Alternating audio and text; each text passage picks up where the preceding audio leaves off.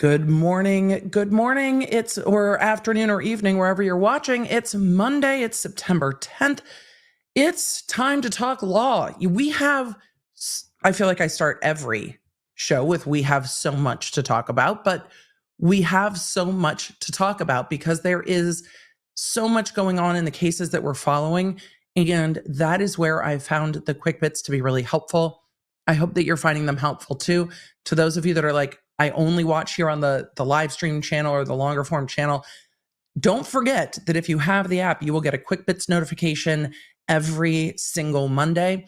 The quick bits notification is for our shorter podcast. I realize that my short is like 3x the average the average content length, and like 30x XX the normal like short form content.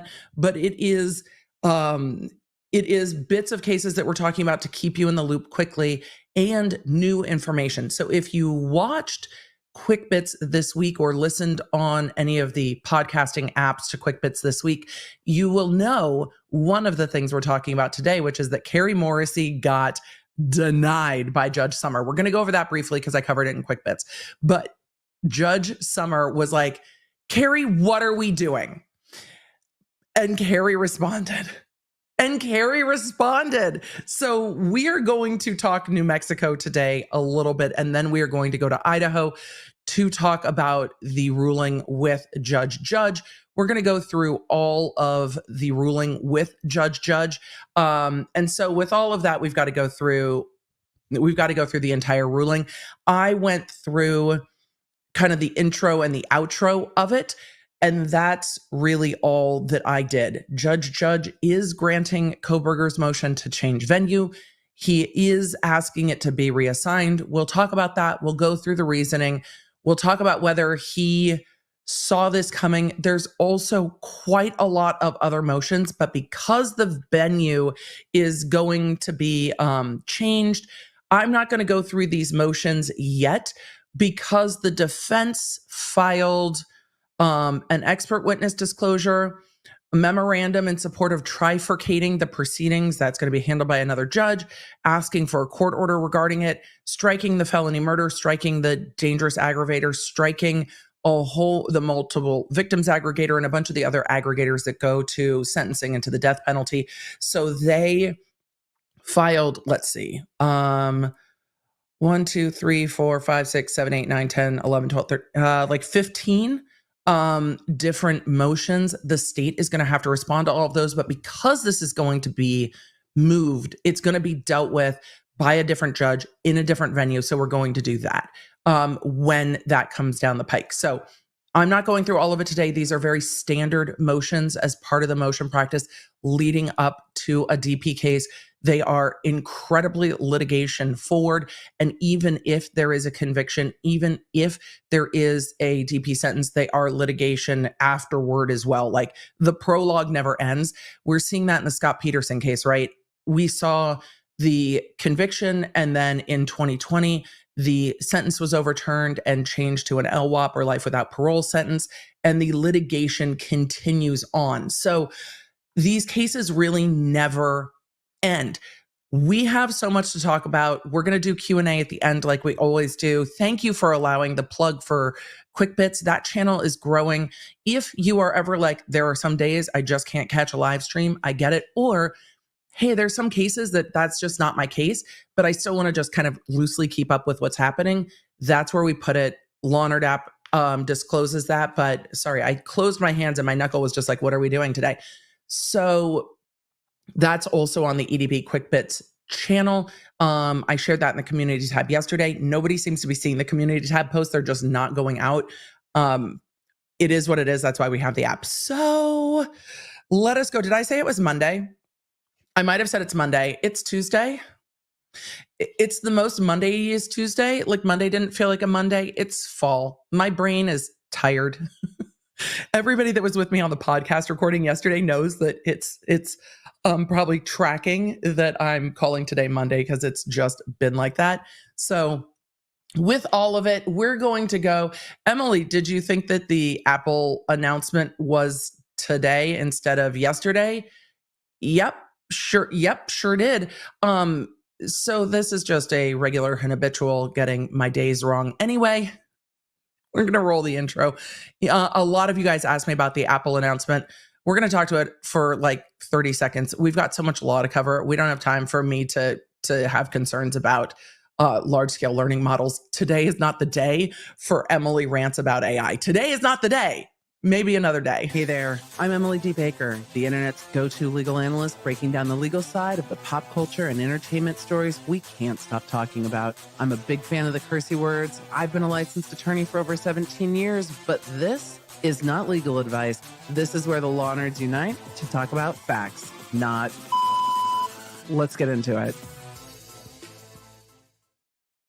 Look, there are times I just need, there's a few things I need. One of them is like YouTube to just make sure that the top chat is not the first thing that happens when you pop out of chat, that it's like all of the chat shows up. And then if you want the top chat, you can opt in. Like I have really simple requests. So when we're looking at a new phone that is based largely around a software update that's going, I think, to be available to multiple generations of a phone, I don't know how I feel about it. Do I love tech? Yes. Do I love upgraded cameras? Yes. Do I feel like the iPhone is leaning more and more into just being a really good camera that's slim and easy to fit in your pocket? Probably. It's really just going that direction. But here's my concern with baking in large-scale learning models to everything. All of us want a Jarvis. Emily, do all your analogies come from science fiction and the Marvel Universe? Yes, because science fiction has been trying to warn us. They have been trying to tell us. We started with like Terminator, we got to the Matrix, like sci-fi has been trying to tell us. So look, I want a Jarvis as much as everybody else wants a Jarvis. The thing is, I don't want an Ultron, and I don't know that we've figured out how to separate the two of those things. So I worry when it's baked into everything and everything has access to everything. It concerns me. So do I love it? No, I don't love that it is. I like choice. So I don't like being forced into like, you have to do this on the phone. I don't want to. I want to let me opt in or let me opt out, but it feels like it's just, here you go. So will I be keeping a phone that does not have that baked in? Yes, I will. So with all of that, I just have concerns. I do like the new Apple Watches though. I'll do one of those, but I would just like more choice. I think giving people choice is the way that it should be. I think that people should be able to say, yes, I want that, or no, I don't want that. I don't love being able to like, hey, you're doing this now. It's like, please stop. Please stop. I can see me covering more of these issues on the channel because the legal implications as we get into, more issues with deep fakes. And this deep fakes have been going on for a while. They are just getting very inexpensive to create. You don't need technological know-how to create them. We are going to be getting into an age where courts are going to have to deal with defendants coming into court saying, yeah, that wasn't me. And they're like, it's on video. It's like, and it's on video. So that's not me. And courts are going to have to deal with how to authenticate evidence and how to deal with evidence that can be manipulated, altered, changed. And you saw courts not really knowing how to even deal with a video that was inverted in the Karen Reed case. And they're like, it's inverted. And they're like, we don't know how it came out of the system. Are you kidding me? The person on the stand doesn't know how the video got out of the system. You are going to have somebody that says, this is the system. This is how the system works. This is how it was pulled out of the system. And then you've still got the people that are pulling the information out of the system, not super technologically aware. And that's challenging too. We need a lot more knowledge base of our witnesses, and courts are going to have to deal with it. So if you're ever like, hey, I want to be law adjacent, tech is where the law adjacent needs to be. And I'm hoping that as we are dealing with upgraded like security camera systems for like Target has the best security camera systems ever.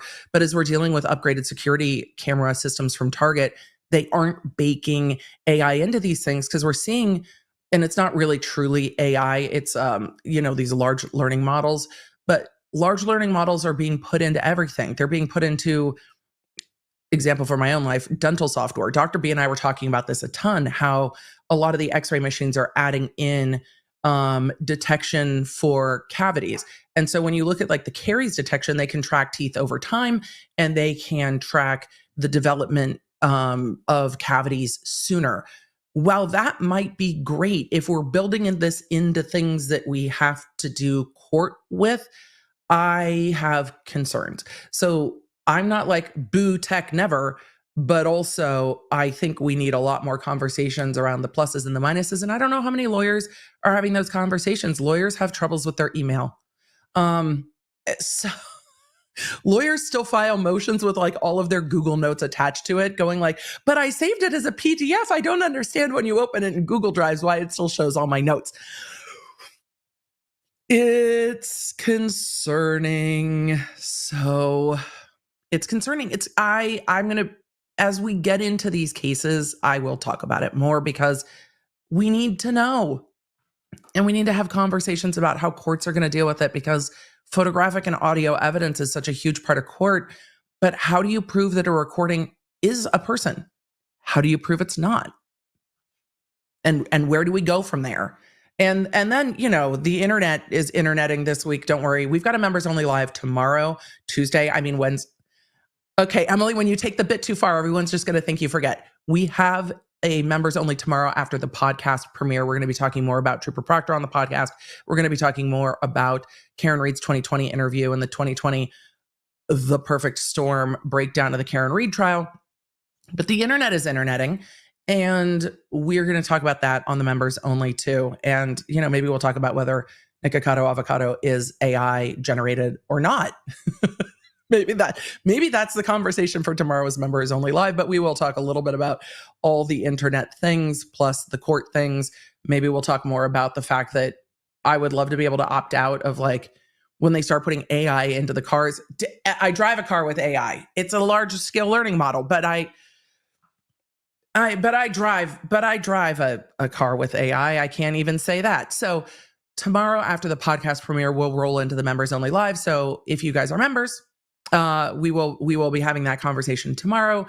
And today we're going to just talk all of this law. So we will talk more about large scale learning models here. You know how much I loved to talk about the ChatGPT lawyers.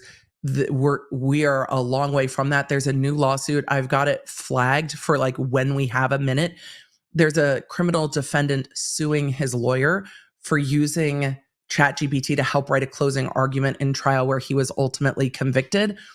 And I'm interested to dive into, is that, are lawyers going to cut corners by using assistance in like a ChatGPT, like, hey, the facts of the case are this, write a closing argument, so that they're going to scale down their legal practices? But then does that become,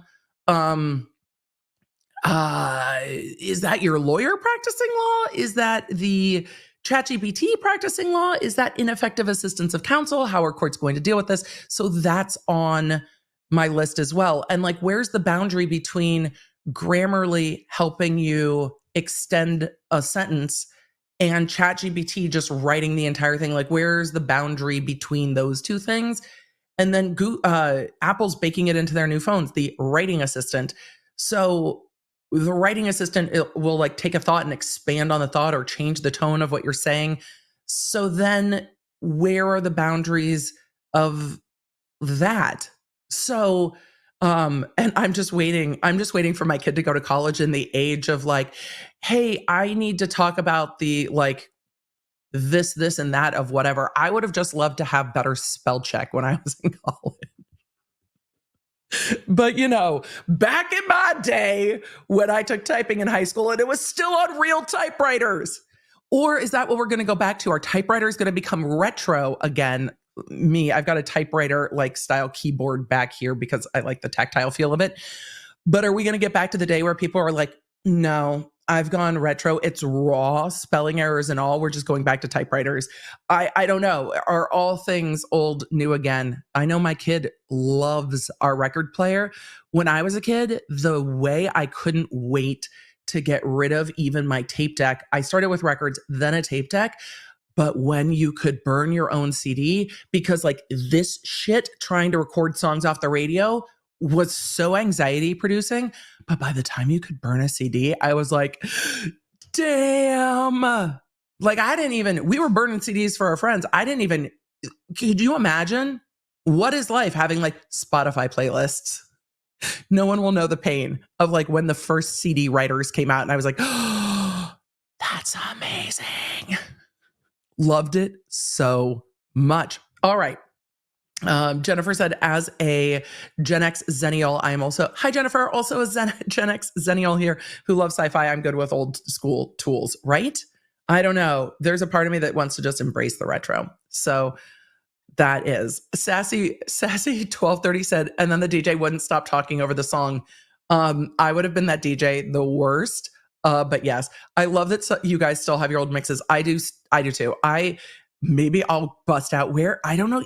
My old Case Logic is around here somewhere, but I have one of the giant old wraparound Case Logic. It still has writing on it in like silver Sharpie. I used to carry that thing like a child on my chest when I would travel back and forth from California to Massachusetts to go to school. Like it just so big.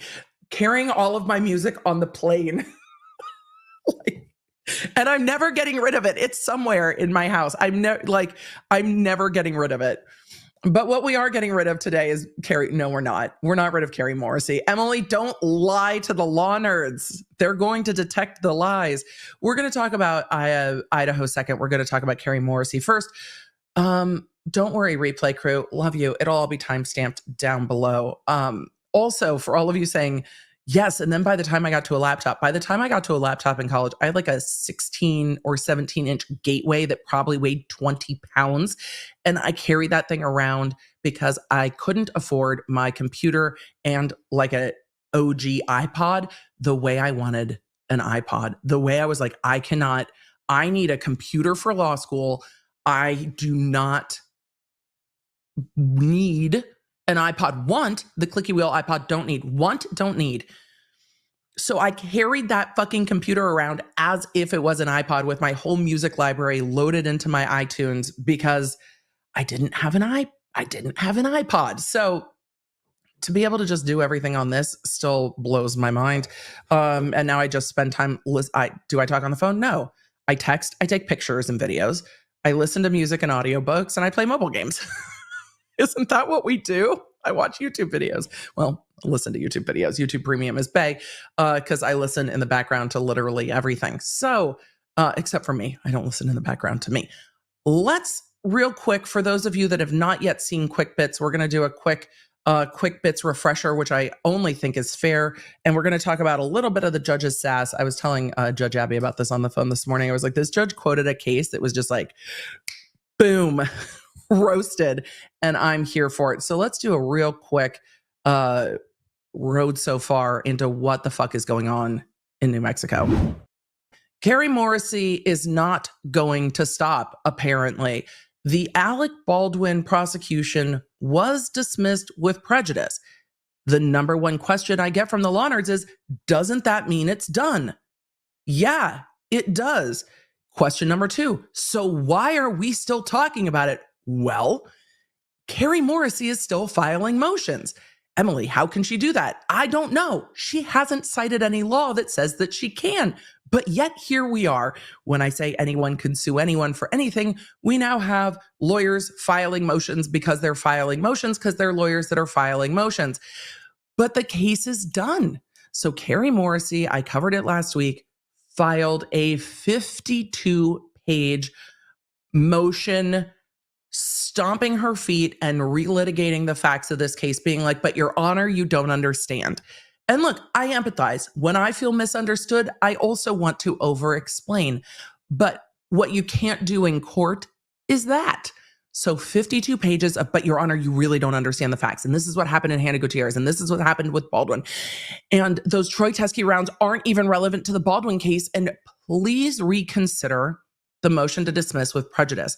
But zero law on how the court can reconsider a motion to dismiss with prejudice. When you are legal writing, generally you want to follow a pretty structured format. What is the issue? Your Honor, please reconsider the motion to dismiss with prejudice. What is the rule? I don't know. Kari didn't say. No rule. Where is the case law that says under these laws, in this circumstance, if this is found, then you can reconsider? There was none of that in the motion. It is just like, but Your Honor, please, just because I say so. Ooh. So when Kari filed that motion, she filed the motion to exceed page limits, the 52-page motion, and over 300 pages of exhibits. Just all at once. So the court responded with a denial of the motion to exceed page limits. The court is taking this like one bite at a time. The court's like, okay, but we're going to go piece by piece. We're going to go bit by broken bit and go through this motion. So this is the court's order denying the state's motion for extension of page limits. The court rules on the filed pleading without hearing. Thank you, Your Honor. No hearing necessary. On August 30th, the state filed 52 pages of the state's motion to reconsider dismissal with prejudice, a motion I don't even think you can make. I don't think this motion is lawful. We're going to see what Spiro says. I think what Spiro says is going to be sanctions. On August 30th, the state filed 52 pages and an additional 387 pages of exhibits. Oh, I'm sorry. 400, almost 400 pages of exhibits. The state did not obtain advance leave of court to file a motion well in excess of page limits. Kari's like, but Your Honor, can't I just... But why? Okay. The rule is 10 pages. The rule's 10 pages. The rule's 10 pages. In quick bits, I went over Kari's motion, which was cut and pasted from other motions, not well. The rule's 10 pages. The court goes on to cite numerous matters of case law, saying things like a court's inherent authority, and this is the court citing case law, a court's inherent authority extends to all conduct before the court and encompasses orders intended and reasonably designed to regulate the court's docket, promote judicial efficiency, and deter frivolous filings. That choice of case law is not a mistake. The court goes on to cite case law that says we caution counsel to comply in the future with our rules of appellate procedure. Sanctions may be appropriate for any future violation. More importantly, in our experience, briefs that exceed page limits, even when the court has approved the additional pages, are almost invariably unpersuasive. We've given you more room to say it, and it's still a no. So the court's like, if you can't say it quickly, you can't say it at all. A winning argument can fit within the limitations of the rule. And then the court says the motion to reconsider with prejudice is not well taken, or the motion to exceed page limits on the motion to reconsider is not well taken. Not well taken and should be denied. For those of you asking what would be sanctions, Bad Wolf in the chat said what would be sanctions. They're generally at this point monetary sanctions. Like get out your checkbook, counsel. And when there are monetary sanctions, depending on the level and the amount of monetary sanctions that counsel has to write out of their checkbook, you also have to auto report yourself to the state bar. So the motion is not well taken and should be considered. That's the motion to exceed page limits. That was denied on August 30th. So do you know what Kari Morrissey did? Kari Morrissey filed a new motion to reconsider the denial of the extension of the page limits. I'm not joking. I'm not joking. I couldn't make this up. Like, there's not enough, like, there's not There's not enough dramatic effect. There's not enough, like, I couldn't write this for content because what are you doing? So Kari Morrissey files a motion to reconsider the extension of page limits. Ma'am. I haven't read this yet. I saw the title and I went, nope, Emily, don't. I was like, I want to assuage my curiosity. And I was like, nope. No. We're doing this live with the Law Nerds, like live from Nashville, Tennessee. It's Tuesday morning. We're doing this. So she files another motion to reconsider.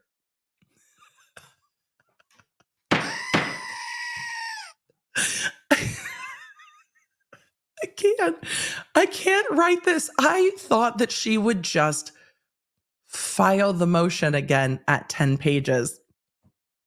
Nope. Well, she also did that, but she also did this. So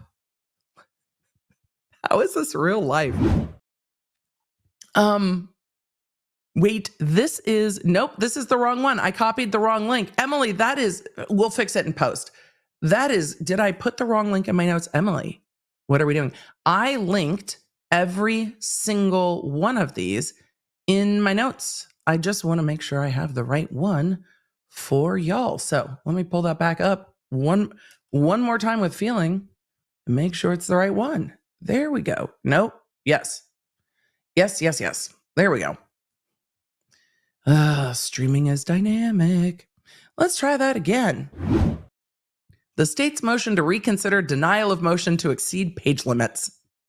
Your Honor, please reconsider allowing me have more pages to explain to you why you need to reconsider your motion to dismiss with prejudice when it's been dismissed with prejudice and you can't unring that bell. But give me more pages to again tell you why I need more pages to explain. Your Honor, you just don't understand. And if you let me continue to relitigate the facts, maybe you'll understand. Like, the more I say it, maybe it'll work. This starts to feel to me like Kari Morrissey needs to be on like one of the Housewives show, because this is 90% of every season now is people going, I didn't say that. It's like, actually on a podcast with so-and-so after BravoCon, you said blah, blah, blah, blah, blah, blah, blah, blah, blah. It's like, that's what's happening here. Kari's like, nuh-uh, it's actually this.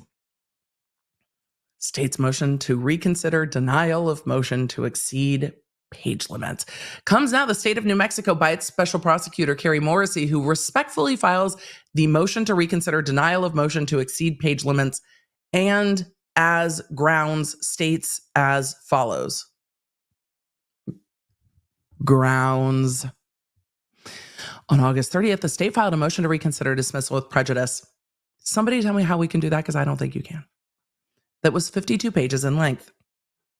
Yes, it was 50 pages of, but the facts are this, and then they quoted the law that the defense talked about in the motion to dismiss. So really what Kari Morrissey did in the last motion was relitigate the motion to dismiss. It felt like witness in the chat said, Kari, you can leave. That's the judge. The judge is like, you can leave. And Kari is just like, but wait. Name them. It felt like Kari was writing 52 pages of a response to the motion to dismiss when that ship has sailed. On August 30th, the state filed a motion to reconsider with prejudice that was 52 pages in length. The court has routinely granted motions for page extension throughout the pendency of the cases against Mr. Baldwin and Ms. Gutierrez. But Your Honor, you let me do it before. Why can't we do it now? I want it now, Judge Summer. Now. Ma'am, we are no longer in litigation. The case is done, so there's no reason to explain more to resolve the issue, because we're no longer in active litigation. Also, this is not an extension from 10 pages to 15 to put in some extra case law. This is 52 pages of rehashing. On March 20th, the court granted Baldwin's motion to exceed limits filed on March 14th, and the defendant filed a 52-page motion to dismiss. Before trial? And then the court granted you a motion to exceed page limits while you were in litigation. But Your Honor, you let them do it. On April 4th, the court, she's just like, but Your Honor, this is all the time you were lenient. The judge is going to be like, I'm no coffee in my courtroom. On April 4th, the court granted the state's motion for page extension filed the same day, allowing a 32-page response to Baldwin's 52-page motion. Likewise, on April 22nd, the court granted Baldwin's motion to exceed page limits, allowing him to file a 25-page reply to the state's response, giving Baldwin a total of 77 pages to argue his motion to dismiss. That was during active litigation. We're no longer during active litigation. Also, this is going to remind the judge why allowing the lawyers a little leeway can come back to bite you in the ass. This is like you know, when you're tired and your kid is just like, but this one time, can we? And then the next time they're like, but last time, and you're like, I knew it. It just comes back to bite you. So the judge is going to be like, great. No good deed goes unpunished. And we're no longer in active litigation, so I'm not surprised that the court is trying to calendar manage by keeping Kari to 10 pages. Because if Kari files 52 pages of relitigation, Baldwin's going to want to file an extended reply, and then Kari's going to want to, objection, and then Kari's going to want to file an extended reply, and then we're going to end up with this. We're going to end up with 52 pages of a motion, and then 32 pages of a response, and then like 25 pages of a reply. That's what is going to happen again. And the court doesn't need to read all of that. It is a waste of time in a case that is closed. But Your Honor, you let them do it. On April 4th, the court granted the state's motion for page extension filed the same day, allowing the 32-page response. On May 8th, the court granted Baldwin's motion for page extension filed on May 6th, allowing him to file 28-page and 16-page motions, and also granted the state's page extension to file its response. The court also granted Baldwin's June 5th motion for page extension for his reply briefs, giving Baldwin a total of 47 and 35 pages to develop his record and address all issues germane to his motions. Pre-trial. These are pre-trial motions. And the court rather have them do all of it at once than space it out over multiple motions. On June 20th, the court finally denied Baldwin's last attempt to file a voluminous motion. No good deed goes unpunished, Your Honor. And see, on June 20th, the court locked it down, and we're after June 20th. So now the court is reining this in. The court finally denied Baldwin's last attempt to file a voluminous motion. Baldwin found an end run around the court's denial by splitting his motion into two separate motions. Because it was two separate motions. And the court had allowed, you have to allow that. You have to allow them to file the motions they want to allow pretrial. They're defendants. He's a defendant and he has rights. But also, that's what would have happened with the other motions. They would have just split it into multiple motions. The court was trying to avoid it splitting into emotional motions. Yes.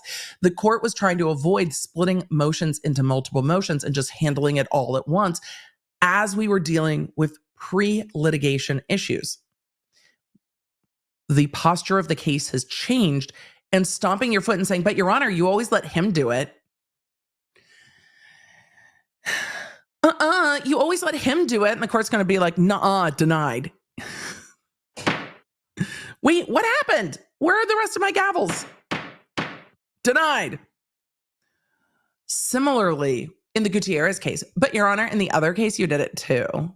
Similarly, in the Gutierrez case, granted the defendant's motion for page extension on May 17th and June 16th.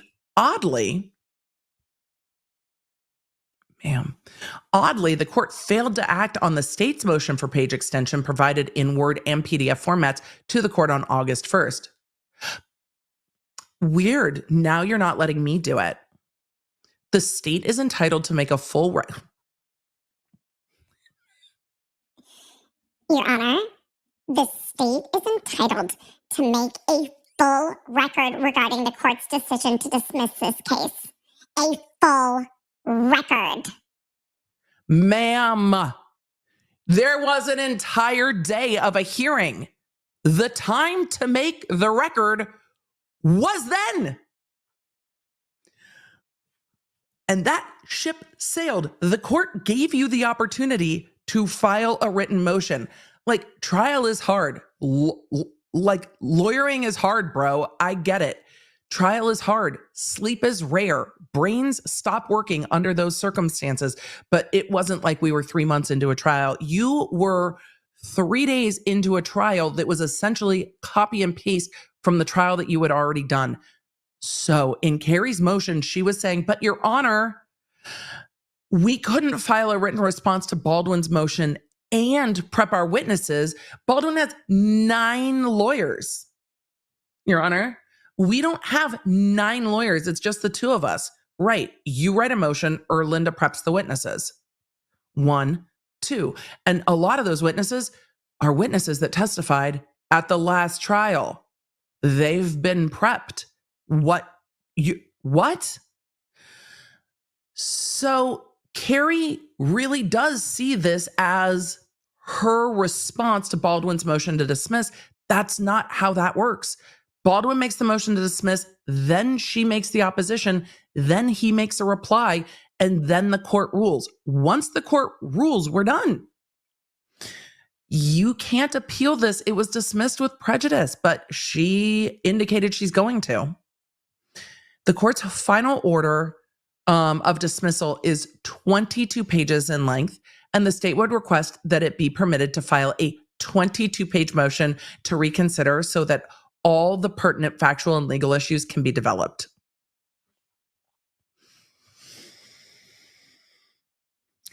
I'm waiting for the court to deny this again.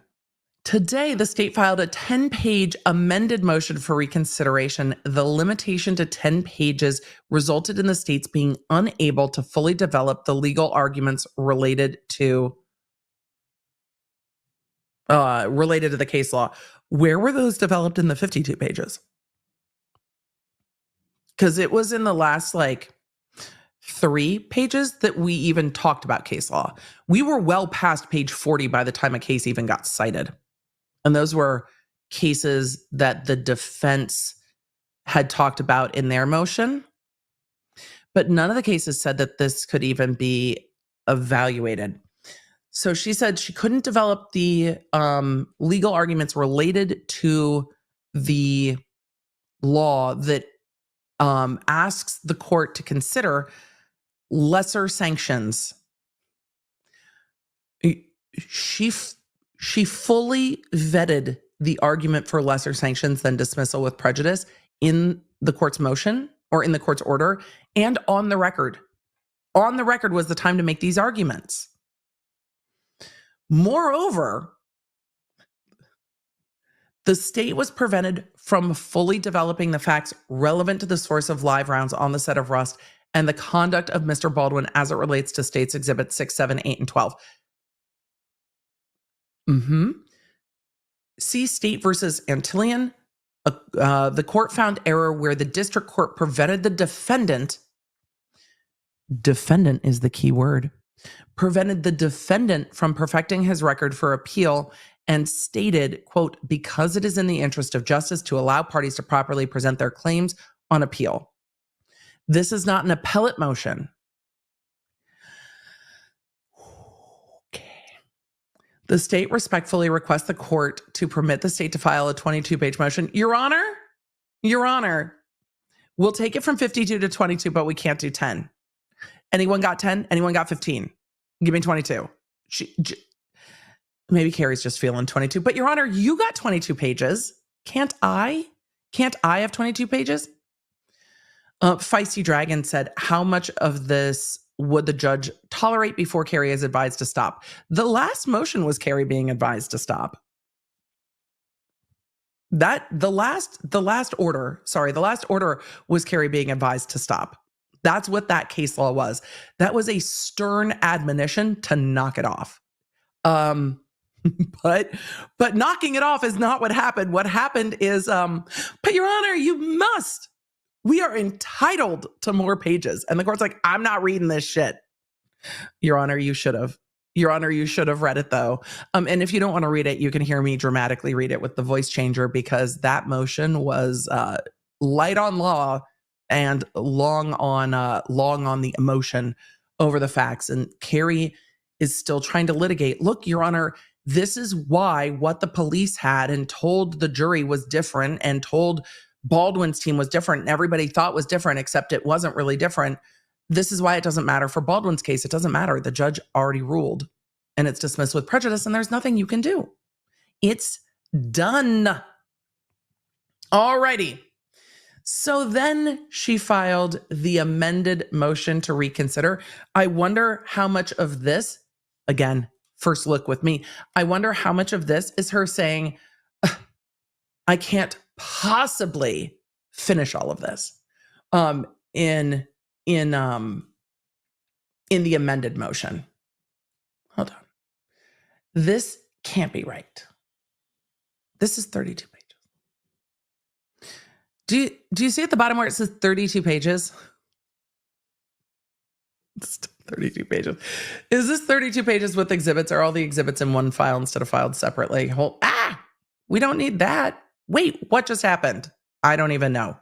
Emily, you've ruined it. I don't know how in the world I changed my, I swiped to the wrong thing on the wrong screen, apparently. Where'd my motion go? I was too flabbergasted, apparently. All of my flabbers were gasted, and I ended up on the wrong tab. What is happening? Okay, so Shelly C said 32 is more than 10 last time I checked. 32 and 10 are not, she's using that synonymously. Thank you for saying that's a pretty background. That's my, I don't remember what it is called. I think it's called Motion, maybe. It has like focus music. It has a like search bar. It has a background that changes. It has different little quotes at the bottom. It's really fun. It gives all the little tabs, and then it has my like stuff that I grab on the regular, which is my G Drive and StreamYard and stuff. I like it. So, Kari. The state's motion to reconsider. No, this is the wrong one. Where did it really did yeet itself. Okay, give me 1 second. Why are we having all of the tech fighting me today? I don't know. That's a real good question. Let's try this one more time. There we go. Here's our 32 pages. We'll fix it in post. Emily, there is no post. It's live. Lillian the Elf said, so 10 and 32 are now the same number. Synonymous. They're synonymous. All right. State of New Mexico versus Baldwin. State's amended motion to reconsider dismissal with prejudice. Totaling in down there at 32 pages. We just have to, I need to go to the end of the document and see if this is the exhibits. Let's see. This is the exhibits. So these are the emails and stuff that are attached, because of course what we need is all of the emails attached. At least they're all in one document. It's still 32 pages. It's still 32. It's still 32 pages. What are we doing? All right. On July 12th, the court dismissed the above caption case with prejudice during trial for the state's failure to disclose ammunition collected by the Santa Fe County Sheriff's Department on March 6th from Troy Tuskegee. Yes. The state asserts that while the state may have suppressed the ammunition from defendant Baldwin, the defendant was aware of the ammunition and its characteristics prior to trial. She never explains how the defendant was aware of the characteristics of the ammunition. That's cut and paste from the last motion. Because we're not going to read this again, I'm going to zoom to see when she gets to the law in this one. Because again, this is rehashing the facts. We are still rehashing the facts. This looks exactly the same as the last motion for the first 5 pages. And then we get to the argument. The state did not collect the rounds after reviewing the photos of the rounds in Teskey's possession. Okay, but how can you reconsider this ruling? The defendant's assertions that the evidence allegedly suppressed. How can you say allegedly suppressed in the same motion where you admit that it was suppressed?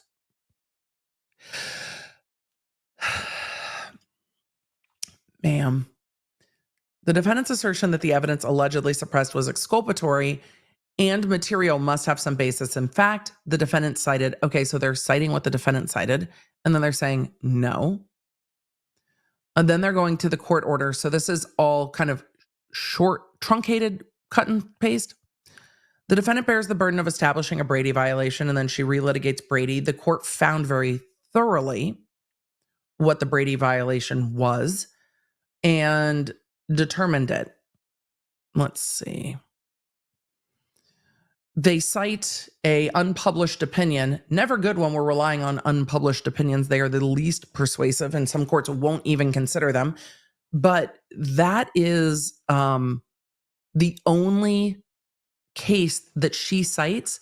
But this case that she is citing goes to the motion to dismiss, not to how the court's allowed to reconsider. And that's what is missed in this motion entirely. How can the court reconsider this? How? It doesn't matter your argument against the motion to dismiss. The court can't reconsider it. And that seems to be the only case that she cites that is an unpublished appellate court case. And she says that in the Martinez case, the court found defendant has not shown that the investigative materials would have been favorable to his defense. Again, the court lined out the standard. This is not what the court relied on as the standard, which I said the last time I covered this. We're not giving another day to this. We've already given this a day. Let's see. She's saying the prejudice must be more than speculative. This is a response to the defense motion to dismiss still. I don't think we're going to get any new law. We don't. Let's see. 11 pages. Even then, it's still not 10 pages. Even then, it's still 11. The state requests that the court reconsider its dismissal of the case with prejudice. The state further requests that the court take evidence regarding the defendant's knowledge of the Teskey rounds, and the state requests the court reconsider the language in the court's order granting defendant Baldwin's expedited motion for dismissal and sanctions under Brady concerning the veracity of witness Marissa Popple. Buried in that last motion, though, was the affidavit of Marissa Popple. If you have not gone through that with me, I found very interesting. I wonder if it's contained here. These are the same exhibits from trial. She could have cited to the trial exhibits. Chose not to. We've got the text messages from back and forth with Hannah and Thel and the rest of it. Let's see. Again, rehashing what was said in the argument in court. This is relitigating the motion to dismiss. And this we all saw during this motion. All of this was brought up during the oral argument on this motion. Is there anything new? Oh, look, an email. Oh, okay. An email. This is to prove that the defense could not conduct the evidence viewing. They were unavailable for the day.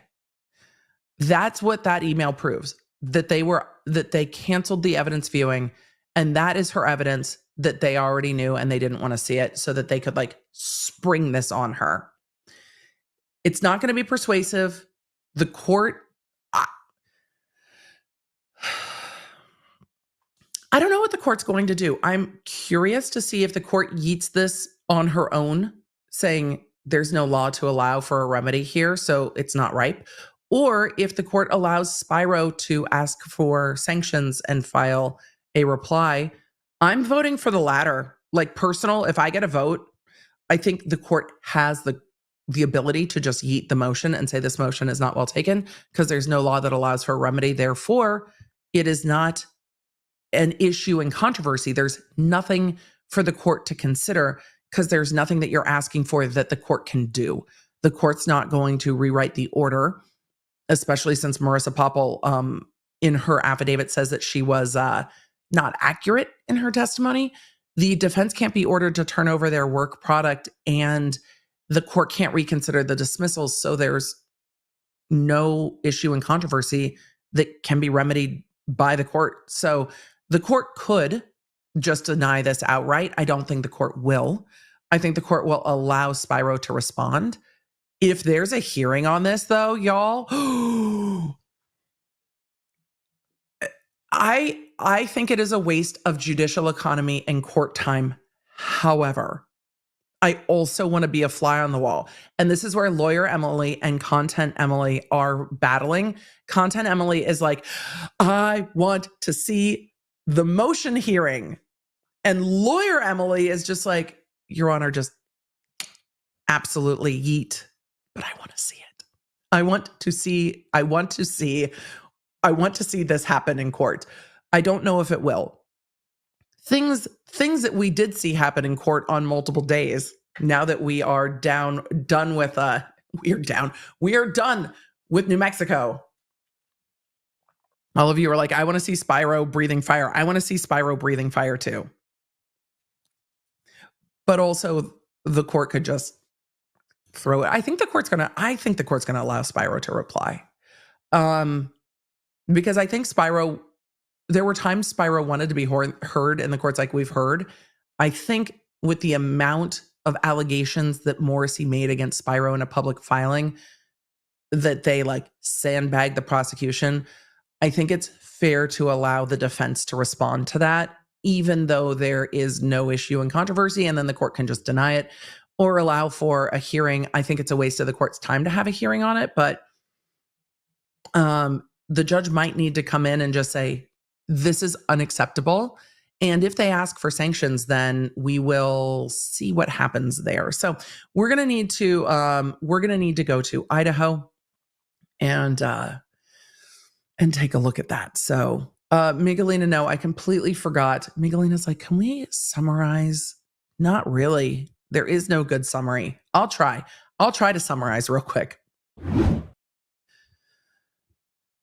After going through all those motions, the court told Kari Morrissey she had to file a 10-page motion and adhere to the rules, and warned that the motion was not well taken. Well, the motion for extended page limits was not well taken. So then Kari Morrissey filed the motion to reconsider the denial of the extension of page limits and said, but Your Honor, I need to more fully litigate this issue, and then lined out all the examples where the court said that they could exceed page limits, which is wild to me. That she's like, but Your Honor, you let us do it on this date, and you let Baldwin do it on this date, and then you let this other person do it on this date. And then in the Hannah case, we did it on this date. No good deed goes unpunished for the court. They allowed for some pre-trial litigation to exceed page limits. And Kari's like, but the court always does it, Your Honor. Why won't you do it for me and allow the 10-page limit to be embiggened to 52 pages? So then Kari files an 11-page motion with exhibits, taking the total to 32 pages. And the exhibits are the same exhibits we saw on trial. I want to see Spyro's response. I'm curious if the court will let this go to hearing, or if the court will say there's no matter in controversy here because there's no remedy. And Kari still cites zero case law that says to the court, you are allowed to reconsider a denial. You are allowed to reconsider the dismissal with prejudice. The reason there's no law cited is because the limit does not exist. So how do you ask the court for a remedy that cannot lawfully be granted? We are back in, Daryl Brooks yelling, is that lawful law? And in this case, the answer is no, it's not. So I'm waiting for the court to just deny this. But we'll see if the defense asks for sanctions and if the court allows for a hearing on that. I'm curious as to where we go from here. But today, where we go from here is to Idaho. So from New Mexico to Idaho, you could probably drive, but we're going to fly once I find my bumper, because that's what we're doing today.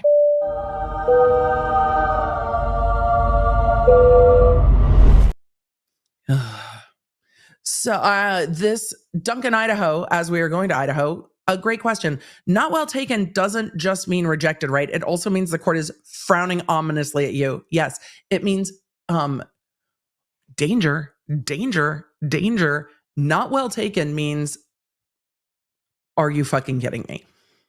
Law and Order dictionary for not well taken is, you've got to be fucking joking that you're asking for this. So yes, it is a stern war. It is a judicial warning. It is a shot across the bow. And Kari's like, but Your Honor, no. I am entitled to 52 pages of hand-wringing and foot stomping. So now that we've traveled to Idaho, there was lots more to talk about. For those of you that joined me for an extended day of hearings in Idaho, we'll do a summary for those of you that didn't, and a summary for those of you that did, because even those of you that did, it was a very long hearing. Lots of words were said. There were times it was hard to follow because the PowerPoints, I'm not going to criticize people's PowerPoint skills, but the PowerPoints were all that was on the screen, so it was hard to see the people talking, and that for me becomes very hard to follow. My brain is like, I'm just checking out. DK Cripple said not well taken equals pull up. That's funny. See, I'm old, so that's why I go, you've got to be fucking kidding me. I'm too old for the pull up. So let's do a quick summary of what this hearing was, shall we? It was so much.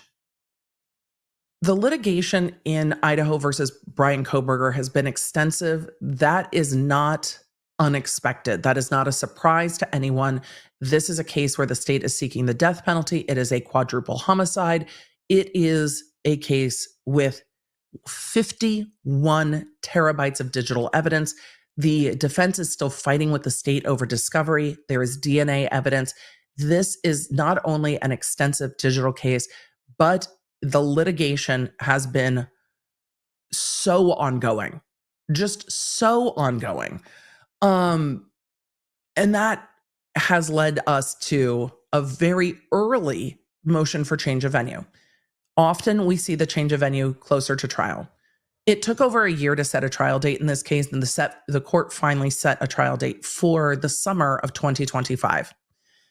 The defense, I think, out of an abundance of caution, brought the motion for change of venue at the earliest possible point because they didn't want to end up getting to the summer of 2025, starting to get affidavits back from jurors and go, we can't have a trial here. We can't find a jury. Yes, there is the remedy of potentially bringing in new jurors and widening the jury pool. The argument when we got to these motions in court was that Latah County is a large enough county that they can expand the pool and bring in 1,800, 2,000 jurors to find a jury of 18. So they can go for 1 in 100. And they have enough people in the county to do that are of the appropriate age to sit on a jury. The defense argued that the press coverage, the media coverage of this case has been so overwhelming and so unfavorable that there is no way that Bryan Kohberger can get a fair trial in Latah County. I was not sure how quickly Judge would rule. He indicated this was going to take him some time. He said that this was one of the most profound, serious motions that he's ever had to consider, which makes me wonder what kind of cases he normally does when the change of venue is like the most profound thing that he has had to do in court. But he said this was one of the biggest motions he's considered. Judge cannot make anything an email. He likes to hear what's going to be presented in court. The defense presented everything they presented in court in writing very thoroughly. They brought it in court in case the judge wanted to ask questions and to make that record more fully with live testimony. They brought in numerous experts to talk about the amount of media, the type of media, and then to talk about subconscious and unconscious bias and whether jurors who have been exposed to this kind of media can come into a court with an open mind when it comes to Bryan Kohberger, when they've been exposed to that kind of media, and that even if they say, yes, I can go into this case with an open mind, saying that even if they say that, it's not necessarily true. The prosecution said, look, there's been media all over the state. The numbers in Boise County and Ada County are not that different than the numbers of media coverage here in Latah County. So all things the same, it should stay in Latah County. Those were the arguments by both of the parties. The judge ruled sooner than I thought he would. I'm sure you all saw the headlines. This ruling came down yesterday, Monday, September 6th, and the court granted the defendant's motion for change of venue. Here's why I think he did. And we're going to go through his reasoning. But I think the biggest reason that he did is so this issue wouldn't become an issue on appeal. That is what courts are thinking of when they are looking at cases like this.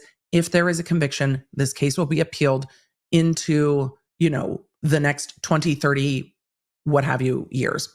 So all of that will be, this was granted on Friday.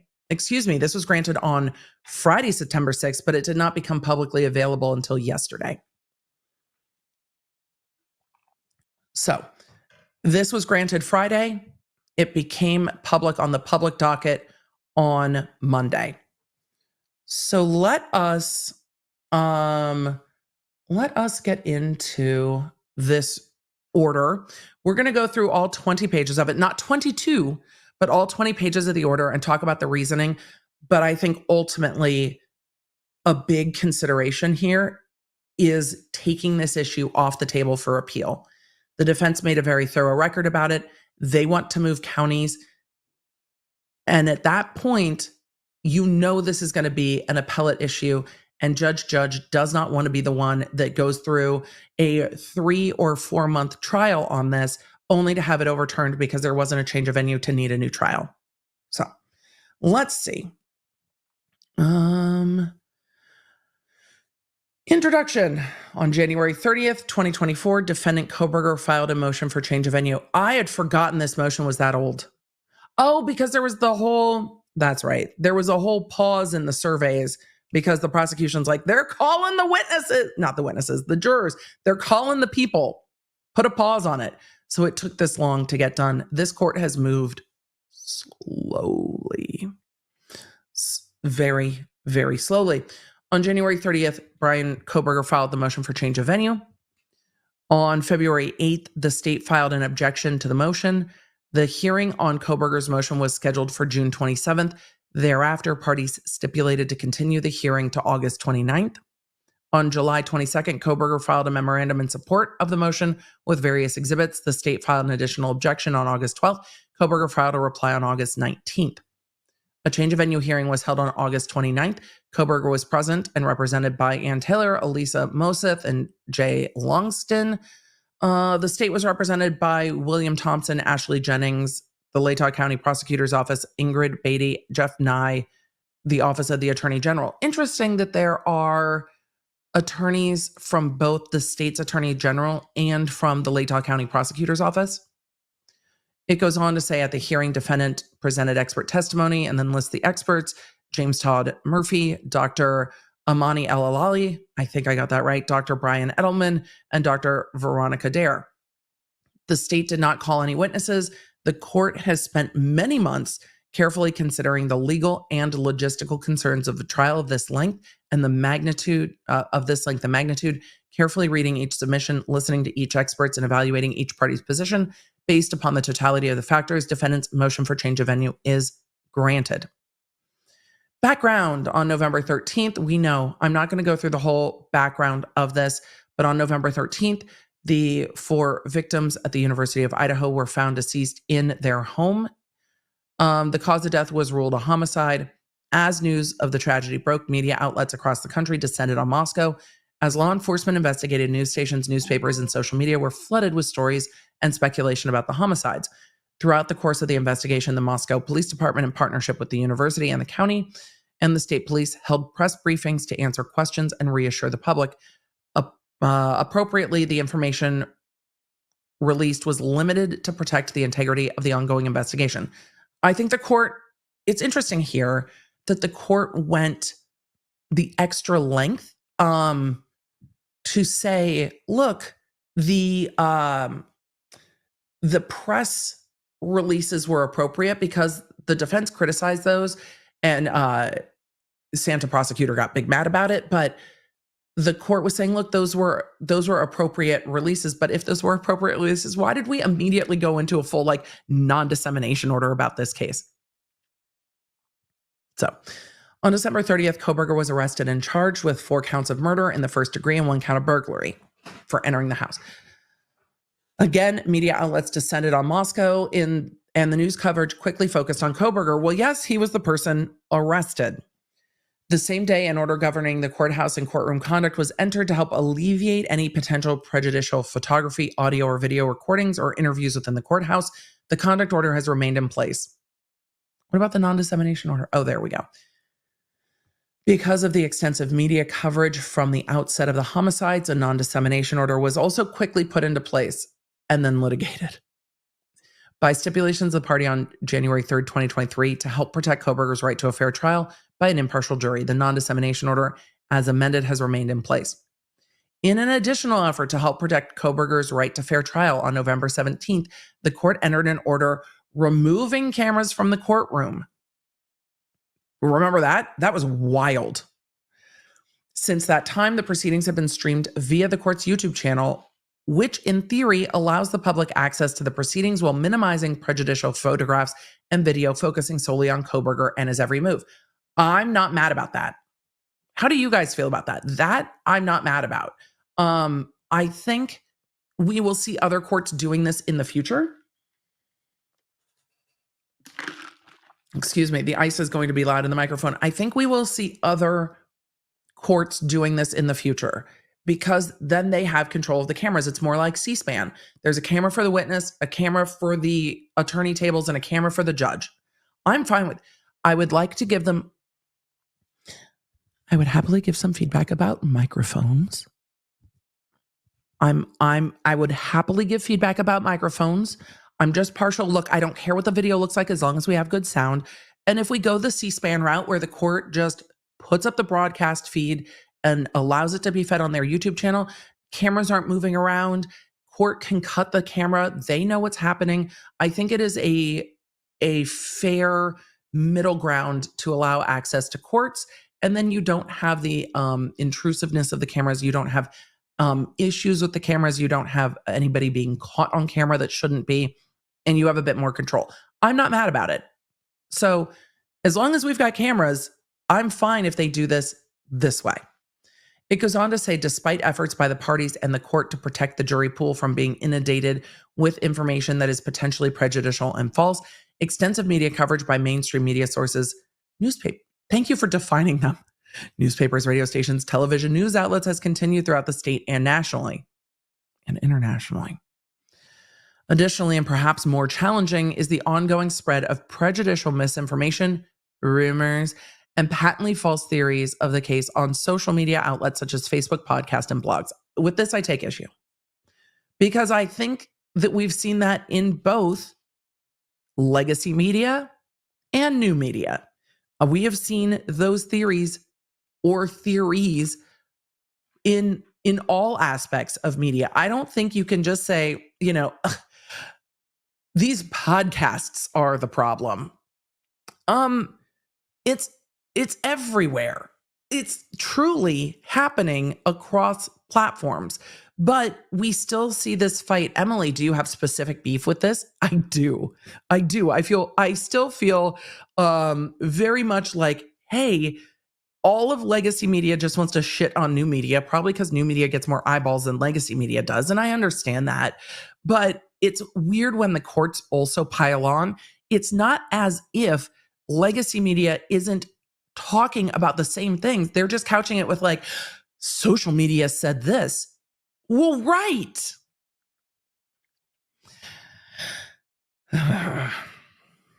It says there has also been numerous television shows and documentaries produced about the homicides, and at least one book has already been published. I hadn't seen that. I didn't know there were numerous television shows and documentaries. I hadn't seen that either. But right. And those will address the things being said on social media too. But whatever. The parties agree that the case has generated extensive coverage by the media, internet sleuths, and others trying to capitalize on the tragedy, but disagree on how the court should attempt to remedy the issue to ensure Kohberger is tried by a fair, impartial jury. Well, Your Honor, we know how you feel about coverage of the case now, and that has happened in some places. We saw that. We've got an entire defamation suit over the TikTok psychic, but you are a branch of the government and you can't tell the media that they can't cover a case.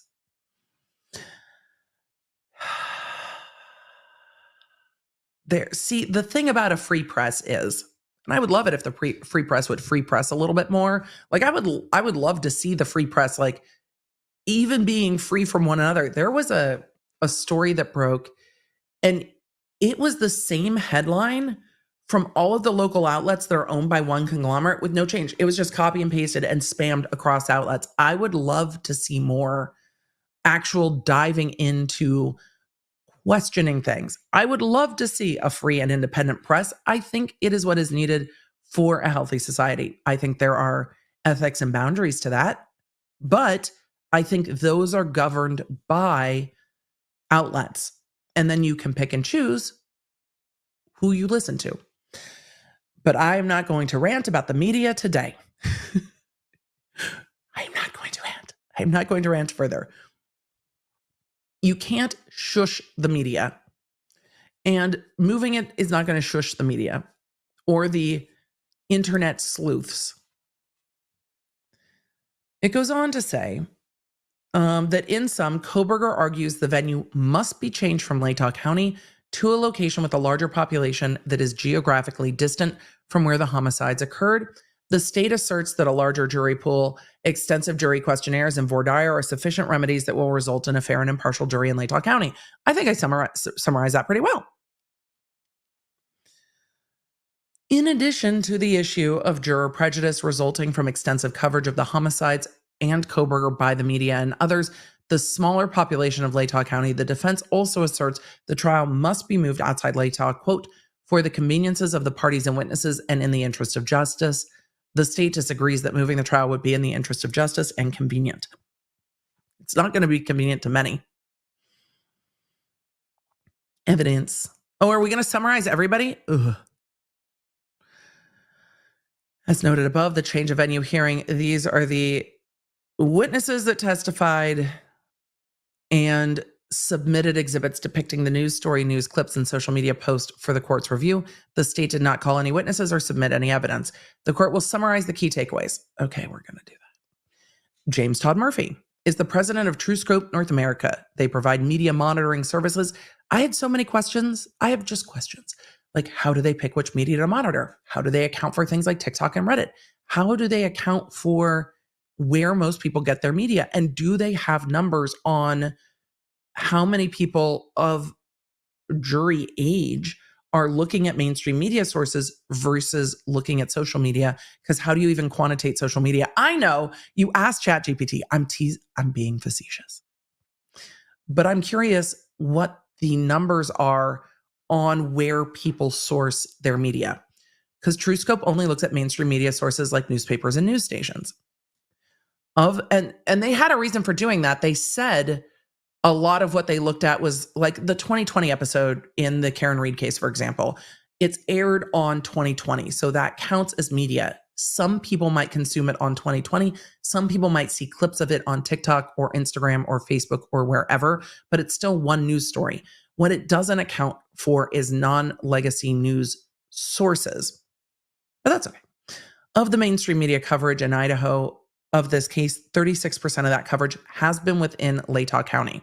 This would include media like the Moscow Pullman Daily News, Lewiston Tribune, and the television news stations out of Spokane, Washington. Kohberger requests this case be moved to Ada County, which has 34% of the mainstream media coverage in Idaho. Those numbers are within the kind of allowance for error. Karen in the chat asked, do we know if the jury will be sequestered? It's unlikely, and we are so far away from this trial that wouldn't even be decided. We don't even know where the trial is going to be. It would be unlikely for a trial of this length that they would be sequestered. It would be almost prohibitively expensive. They will be told to stay off of social media and to stay away from coverage of this case, and they will need to do so for the duration of the trial, which is going to be like 3+ months. It might be an interesting experiment in what a true break from social media looks like for people serving on this jury, serving on the jury and being out of work and being out of touch. Like, what does it feel like to be taken out of your work life into court and then not being on social? It would feel very disconnected, I would think, but we'll see. It says, while the media coverage percentages are similar to the two counties, Ada County has a much larger population than Latah. According to Murphy, this means that the media coverage in Ada County is more diluted, while Latah is more saturated.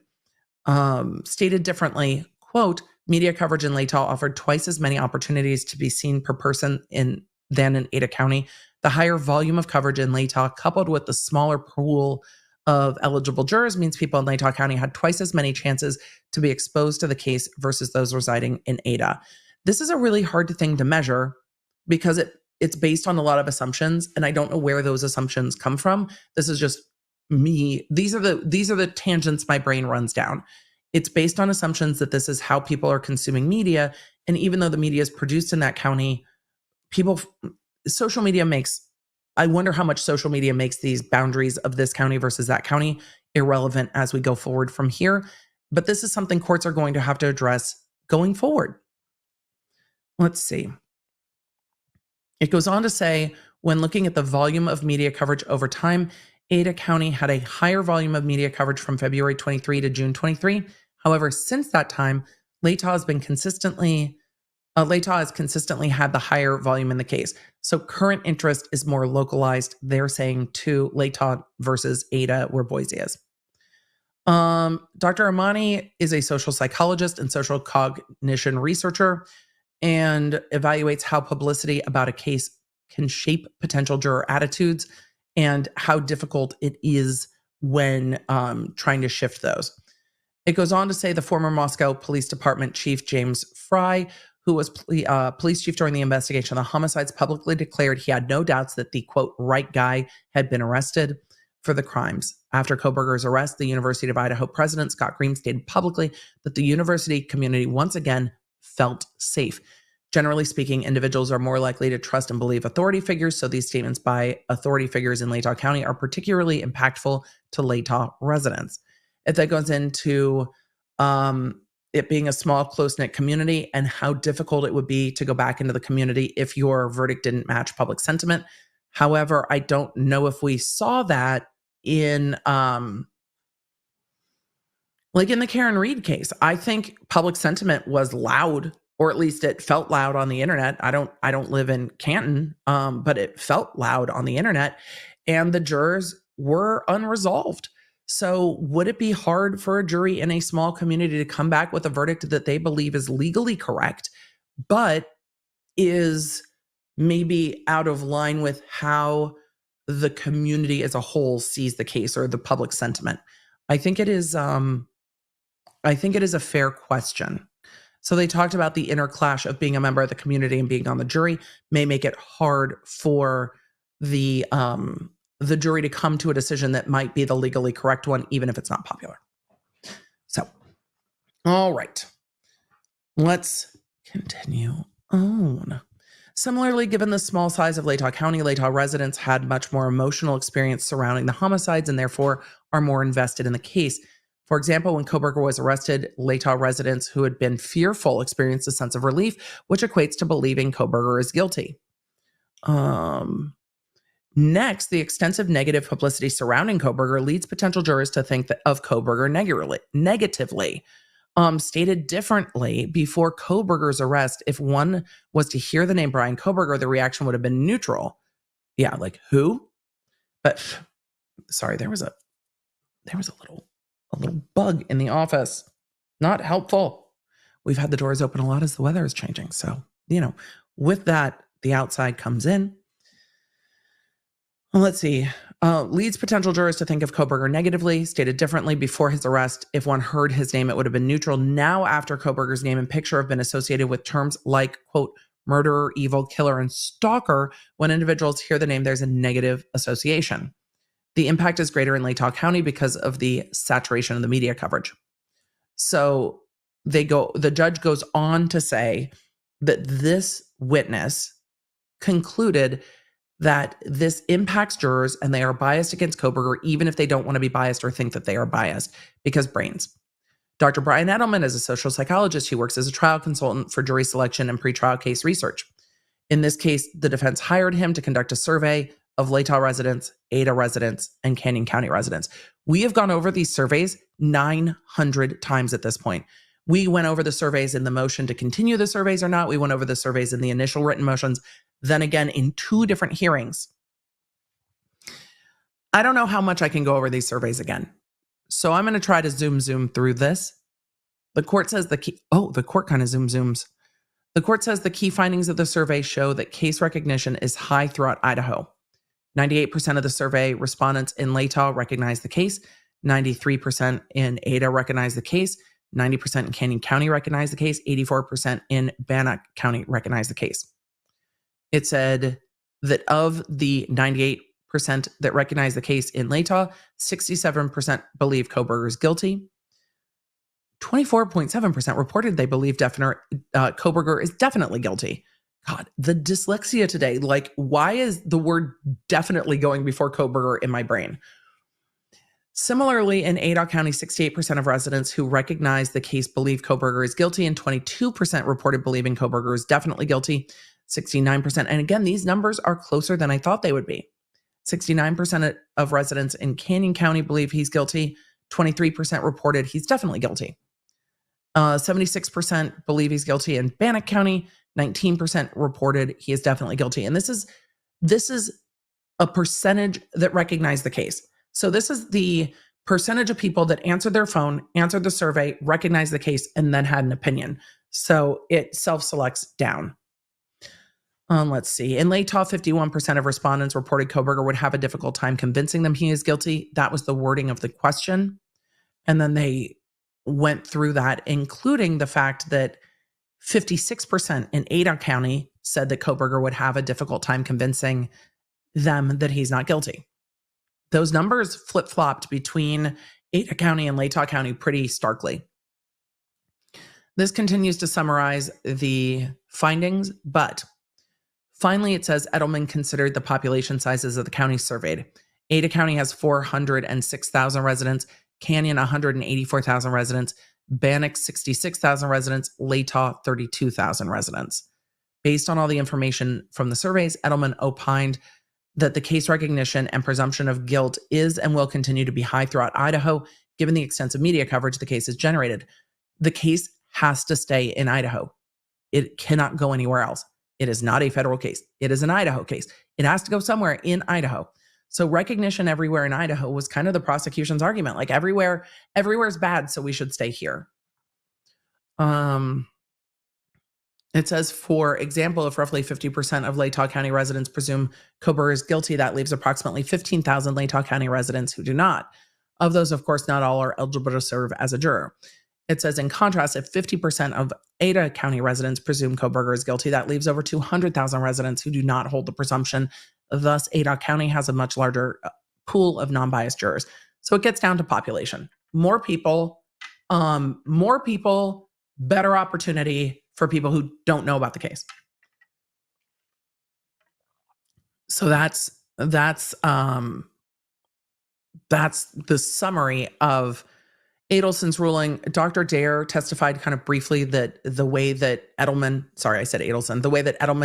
did his work was appropriate. Emily, what is the next trial? Yes, Adelson. That's what I was looking at this morning. It goes on to summarize the media articles and video clips, those we did not see all of. The defense submitted numerous media articles and video clips demonstrating the sheer volume of the coverage this case has generated. The court agrees, and the state does not dispute, that coverage in this case by both mainstream media and social media outlets has been extensive in Latah, throughout Idaho, and nationally.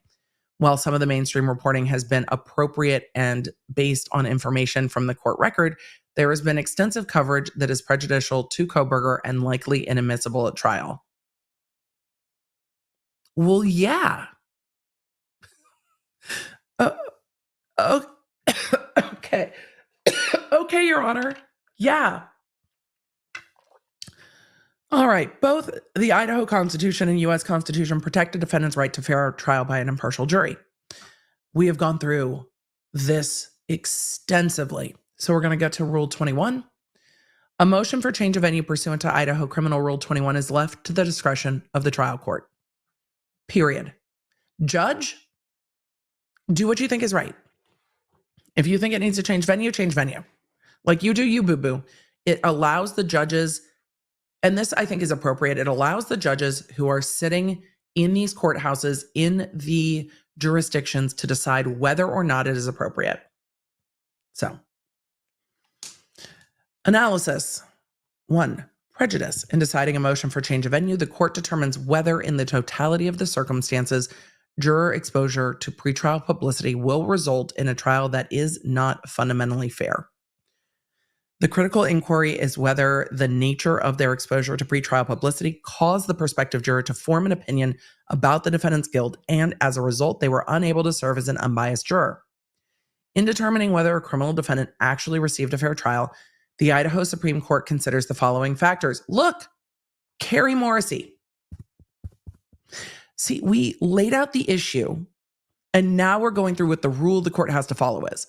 The court is going through their analysis of like, the Idaho Supreme Court said these 4 things are how you decide.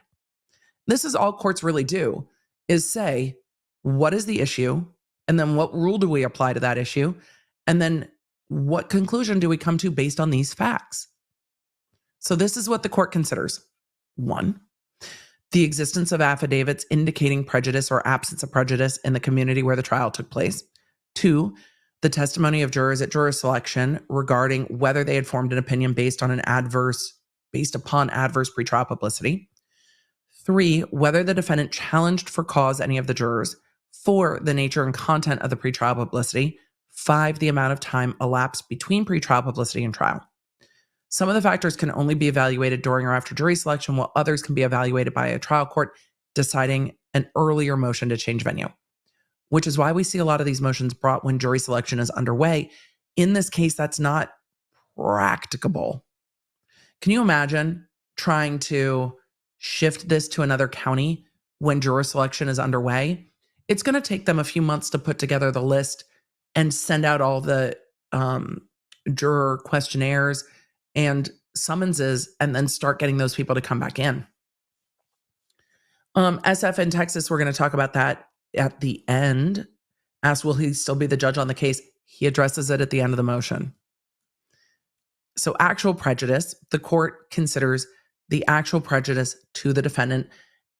And the relevant question for the court is whether or not the community remembered the case, but whether the jurors at trial had fixed opinions that they would not be able to judge impartially the guilt of the defendant. Stated differently, courts must evaluate whether, in the totality of the existing circumstances, juror exposure to pretrial publicity resulted in a trial that was not fundamentally fair. So this is writings from the courts evaluating this in hindsight, and then this court saying proactively, this is what the courts evaluate in hindsight, so we need to evaluate it now. In reviewing the case law, and a finding of actual juror prejudice rests on an examination of the jury selection process. This involves evaluating how jurors answered screening questions, the testimony during voir dire of the veneer as a whole, and the jurors eventually seated, and any jurors seated despite a for-cause challenge by the defense. Here, the defense argues that the survey work of Edelman establishes actual prejudice within Latah County. However, actual prejudice cannot be evaluated at this juncture based on the survey of some 400 Latah County residents who were anonymous, did not answer questions in court, and were not subject to questioning by the state. Without attempting to seat a juror, there is no real evidence, such as juror screening questionnaires and testimony during voir dire, for this court to evaluate actual prejudice. So the court's saying this level I can't evaluate based on the stage of the proceedings that we're in. I thought this might be one of the reasons the judge got through all of this and said, it's too early for me to evaluate this question. He didn't do that, but it wouldn't have shocked me had he. Presumed prejudice. Adverse pretrial publicity can create such a presumption of prejudice in a community that the jurors' claims that they can be impartial should not be believed. That is the factor that the court is going to find to be persuasive here, just based on that citation. This is really what the defense was leaning into in their witnesses and in their writings, that the amount of pretrial publicity created a situation where even if jurors came in and said, yeah, I've heard of the case, but I can be fair, even if they mean that earnestly, brains don't work that way. It goes on to say juror exposure to news accounts of the crime alone does not presumptively deprive the defendant of due process. They go on to say that a prominence does not necessarily produce prejudice, and juror impartiality does not require ignorance. But the court goes on to say, unlike with actual prejudice, a finding of presumed prejudice means that the court need not consider juror screening questionnaires, testimony during voir dire, etc. It is the defendant's duty to establish a reasonable likelihood prejudicial news coverage prevented or will prevent a fair trial in violation of the Sixth Amendment. This is not an unreasonably high hurdle for a defendant to clear. Presumption is a very, very low standard. So we are going with a very low standard. And I'm holding on to questions while I see them because we're going to get to questions at the end. So very low standard here.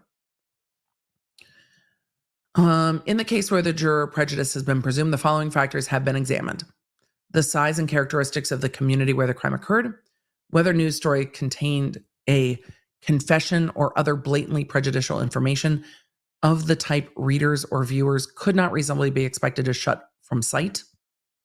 Like, you can't put the shit back in the horse. You can't unring the bell. A lapse in time between the news coverage and the trial, and the news coverage is ongoing and it will be. What the jury actually found as far as guilt is concerned. And in Idaho, the courts consider the existence of affidavits indicating prejudice or absence of prejudice in the community. And that's why we got all the numbers about people who presume him guilty and presume him like beyond guilty. And it considers the amount of individuals in the community that were surveyed that had heard of the case that think that Kohberger needs to prove to them that he's not guilty. So that shift of presumption. They go on to say, or the judge goes on to say, that the evaluation is the nature and content of pretrial publicity, the amount of time elapsed between the pretrial publicity, and we talked about that. That's not going to end. And then the court goes through each segment of that and how to review it. Heavy on the law. Kari Morrissey, light on the law. Judge is like all the law. This, and then this, and then this, and then this. It is a long order, but it is going through each factor that the court needs to consider fairly meticulously, which is what is required from legal writing. When reviewing the nature and content of pretrial publicity, the court should be concerned with the accuracy of the pretrial publicity, the extent to which the articles are inflammatory, inaccurate, or beyond the scope of admissible evidence, the number of articles, and whether jurors were so incessantly exposed to such articles they had subtly become conditioned to accept a particular version of the facts at trial. That's what the witnesses were here to show. The court says, first, based on the size and characteristics, Latah is a small community with a population of 41,000. The state argues that this is enough to impanel 18 impartial jurors. The defense argues that a small, tight-knit community makes it impossible to find impartial individuals because of the extensive publicity in the county. Also, because of the emotional experience and feelings of fear residents experienced in the wake of the homicides, feelings of loyalty to the community, and the community connections. And then the court says that that is supported by the defense experts. And then he goes on to cite that support, saying, as Mr. Murphy testified, 36% of all mainstream news coverage of the case throughout Idaho has been in Latah County. And then they go through the court goes through the other findings, and listing the other findings under this prong. Quite a lot. Let's see. By way of example, it says the defense provided the court with 1,200 pages of news articles covering the case from one local newspaper. One article published after Kohberger's arrest includes statements from Washington State University students who reported feeling weird having sat in class with Kohberger and felt relieved knowing he had been arrested. Another article starts out by referring to Kohberger as the man accused of slaughtering 4 University of Idaho students. The title of yet another article refers to Kohberger as the UI killer. While the issue of extensive sensationalized coverage is not unique to Latah, it is potentially more impactful given the volume of coverage coupled with a smaller population. I don't know why there is I have no idea what that is. I don't know why I don't know what that little remnant there is over the word population. The court's moving to the next factor and saying, as to a lapse of time between the coverage and the trial, the information provided by Mr. Murphy demonstrates that the coverage has overall waned since February 2023. However, there is an uptick in coverage before and after hearings and court decisions. Hi, I cover court when things happen in court. I mean, is that shocking to anyone? Like, there's coverage of a case when stuff happens in the case. Isn't that how it's supposed to be? I don't want to talk about this all day, every day. We've got other cases and housewives to talk about. But when there's a ruling and a court hearing, we're going to talk about it. That's how that works. When shit happens, then we talk about it, which is responsible and appropriate instead of just making up shit to keep talking about it. You just wait till something happens and said, this happens. As I'm sorry, me running into my microphone. So it says that the media coverage ticks up surrounding events in court. Shocking. The court does not anticipate this trend will change leading up to the trial. Anticipates coverage will substantially increase in the weeks and days before the start of trial. That's probably right. Finally, while this court does not have affidavits demonstrating prejudice in Latah County, the court must consider the results of Dr. Edelman's survey. And then they go through those results again about people having fixed opinions of guilt. Considering the undisputed evidence, is that the court taking a little bit of like a dig at the prosecution, or is it just an acknowledgement? You guys let me know. Is that a dig or an acknowledgement? Considering the undisputed evidence presented by the defense, the extreme nature of the news coverage in this case, the small population in Latah, the defense has met the rather low standard of demonstrating a reasonable likelihood. It is a very low standard. But making a defendant mount a higher hurdle would go against A, the presumption of innocence, and B, it goes against what we're looking at with getting a fair trial. Is it fair to make a defendant prove what's in somebody's mind to a much higher standard to get a fair trial? I think the low standard here is in keeping with what is intended by a fair trial and an impartial jury. I think that's why the standard is low here. And I think Kohberger's team went above and beyond to do that. They really did quite extensive work here. And this defense team has done that throughout this case. Well, the defense team has very much litigated this case with the utmost energy. And it is quite an extensive case. And I think Ann Taylor and her team have been great advocates for their client. It really is the definition of zealous advocacy, as many of you are saying in the chat. Rex88 Moser said zealous advocacy, and it is. And it's been nice to see a good attorney. It's always nice. When we go into court coverage, I always hope for good law. Like, I'm waiting for it. And then tomorrow on the podcast, I'm covering a document where Adam Lally says in writing, what if any, and I almost lose my mind. So the court goes on to say, convenience and interest of justice. Even without a finding of presumed prejudice, venue in this case must be changed for the convenience of the parties and witnesses and in the interest of justice.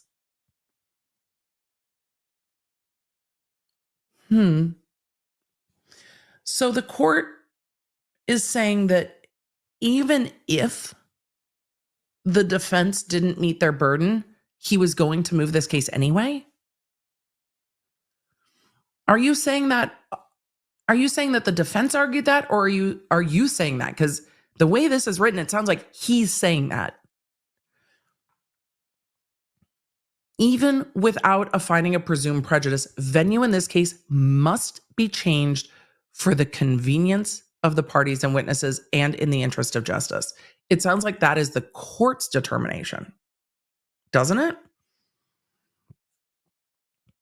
While this issue was summarily addressed by the parties, the court has considered the logistics while the motion for change of venue was pending. Oh, this is the court.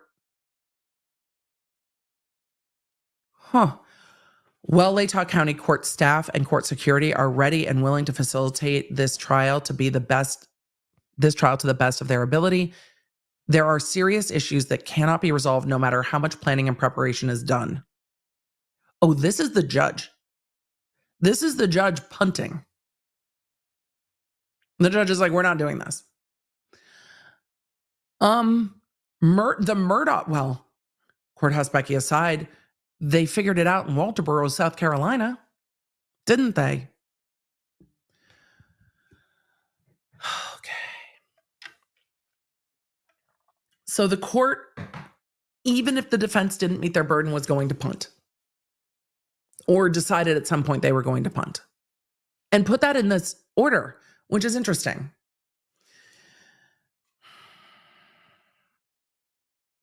All right. I'm surprised by this. The court goes on to say, first and perhaps most important is the issue of safety and security for the parties. Victims, witnesses, families, jurors, and the community. The Latah County Sheriff's Office, which is currently fully staffed, simply lacks the number of officers needed to provide security for trial, while also continuing to perform their day-to-day duties of patrol and responding to calls. Okay. Is there local police in Moscow?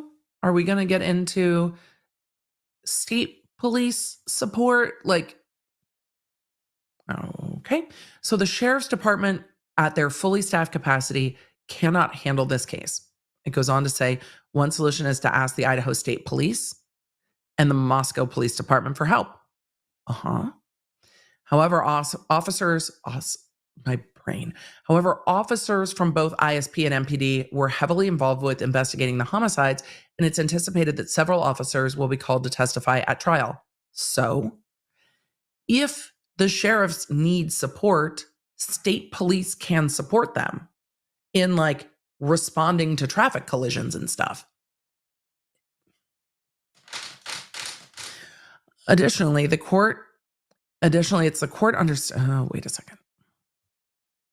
Additionally, it is the court's understanding that both of these agencies are currently understaffed. Pulling local officers away from their normal duties for 3 months to provide trial security would potentially put the Latah community at risk. Further, in the event of a natural disaster such as a wildfire or larger emergency, like an active shooter or a multi-vehicle wreck, what are we doing in this order, Your Honor? There is a very real possibility that officers tasked with trial security would be pulled away to deal with other issues.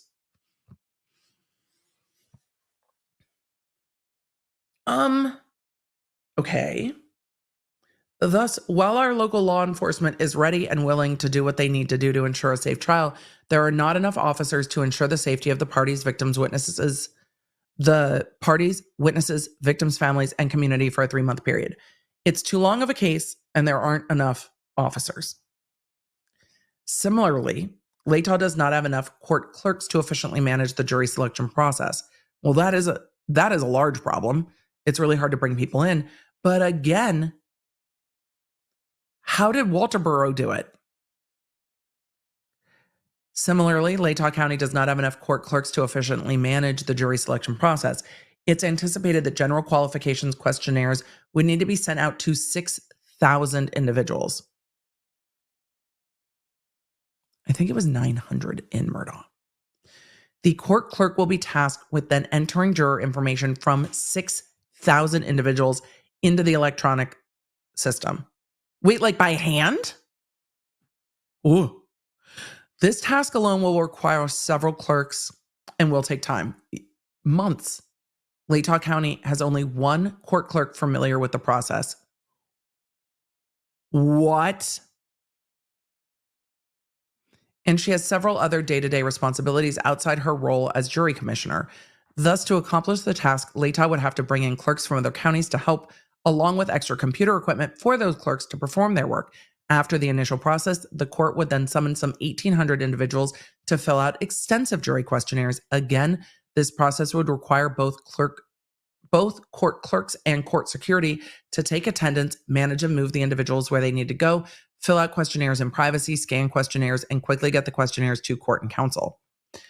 That is a bigger problem to me. The law enforcement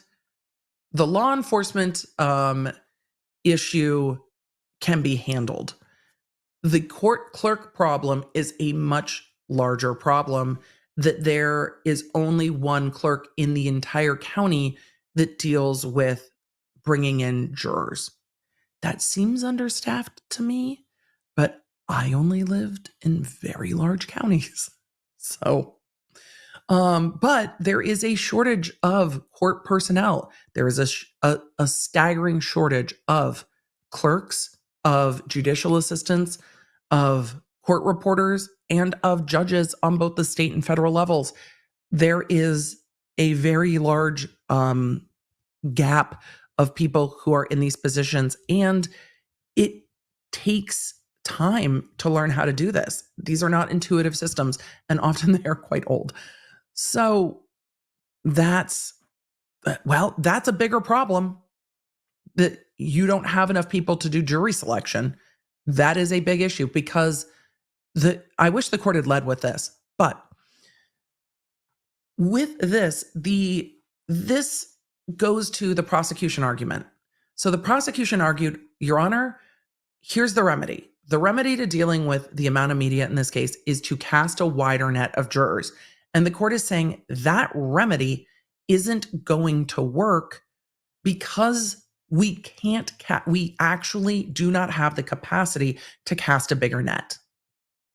So as the prosecution started saying, look, this is reasonably how many jurors we're going to need, the court started going, nope, we actually physically can't do that.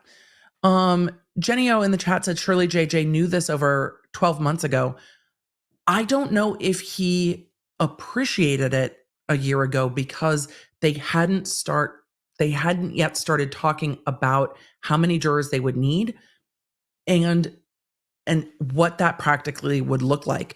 Also, there's always a chance that that cases resolve. There's always a chance that things don't go to trial. Like, things happen. He might not have even been thinking about it. But yes, we're going to need like a bigger boat for this. And casting, though the population of Latah County is 35,000, casting the type of net you would need to bring in the amount of jurors that you would need to ultimately get to 18 is not practical, and it seems like is actually not possible within this county based on this. This is incredibly persuasive to me, just the practicality of we can't solve the problem that way. We can't cast a bigger net. There just aren't enough clerks. And then let's see. It says again, while Latah, he's probably had conversations with everybody now about what that, I can imagine Judge in his robe, like unzipped, like trucking down to the clerk's office and being like, so how do you do this? Like, can you show me how this works? Which he might not know. Not all judges go down into the clerk's office to be like, how does this work? And they don't always know. So it's interesting. I can imagine Judge going all the way down going, how do you like get 6,000 jury questionnaires to go out? And the clerk saying, okay, so this is how we send them out. This is how we intake them. This is how we manually enter that information into the system. This is how we do the rest of the roles. I can show you. And then him going, oh, that's not going to work, because this has never come up, right? For those RKs like JJ totally would. Judge totally would, right? I can just picture him being like, let's have that conversation. He did. He was tromping around the courthouse in his robe, just going, let me know. Let me know what's going on. And that is a huge issue. So someone in the chat, I saw it. Where did it go? Shiraz said this is literally a structural problem, making it ripe for appeal. Yes. These problems are actually very big and real problems that I don't know how you resolve.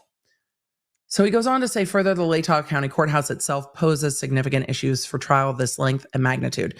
The courthouse lacks the space needed by both the state and defense. While the state has dedicated space within the courthouse, the state would still be faced with the challenge of escorting sensitive witnesses through public spaces in the courthouse to get to the courtroom. That can pose problems. If there's no back elevator, if there's no, in some courthouses, you can pull underground and bring people up through judicial elevators and what have you. He's saying that doesn't even exist as a possibility in this courthouse.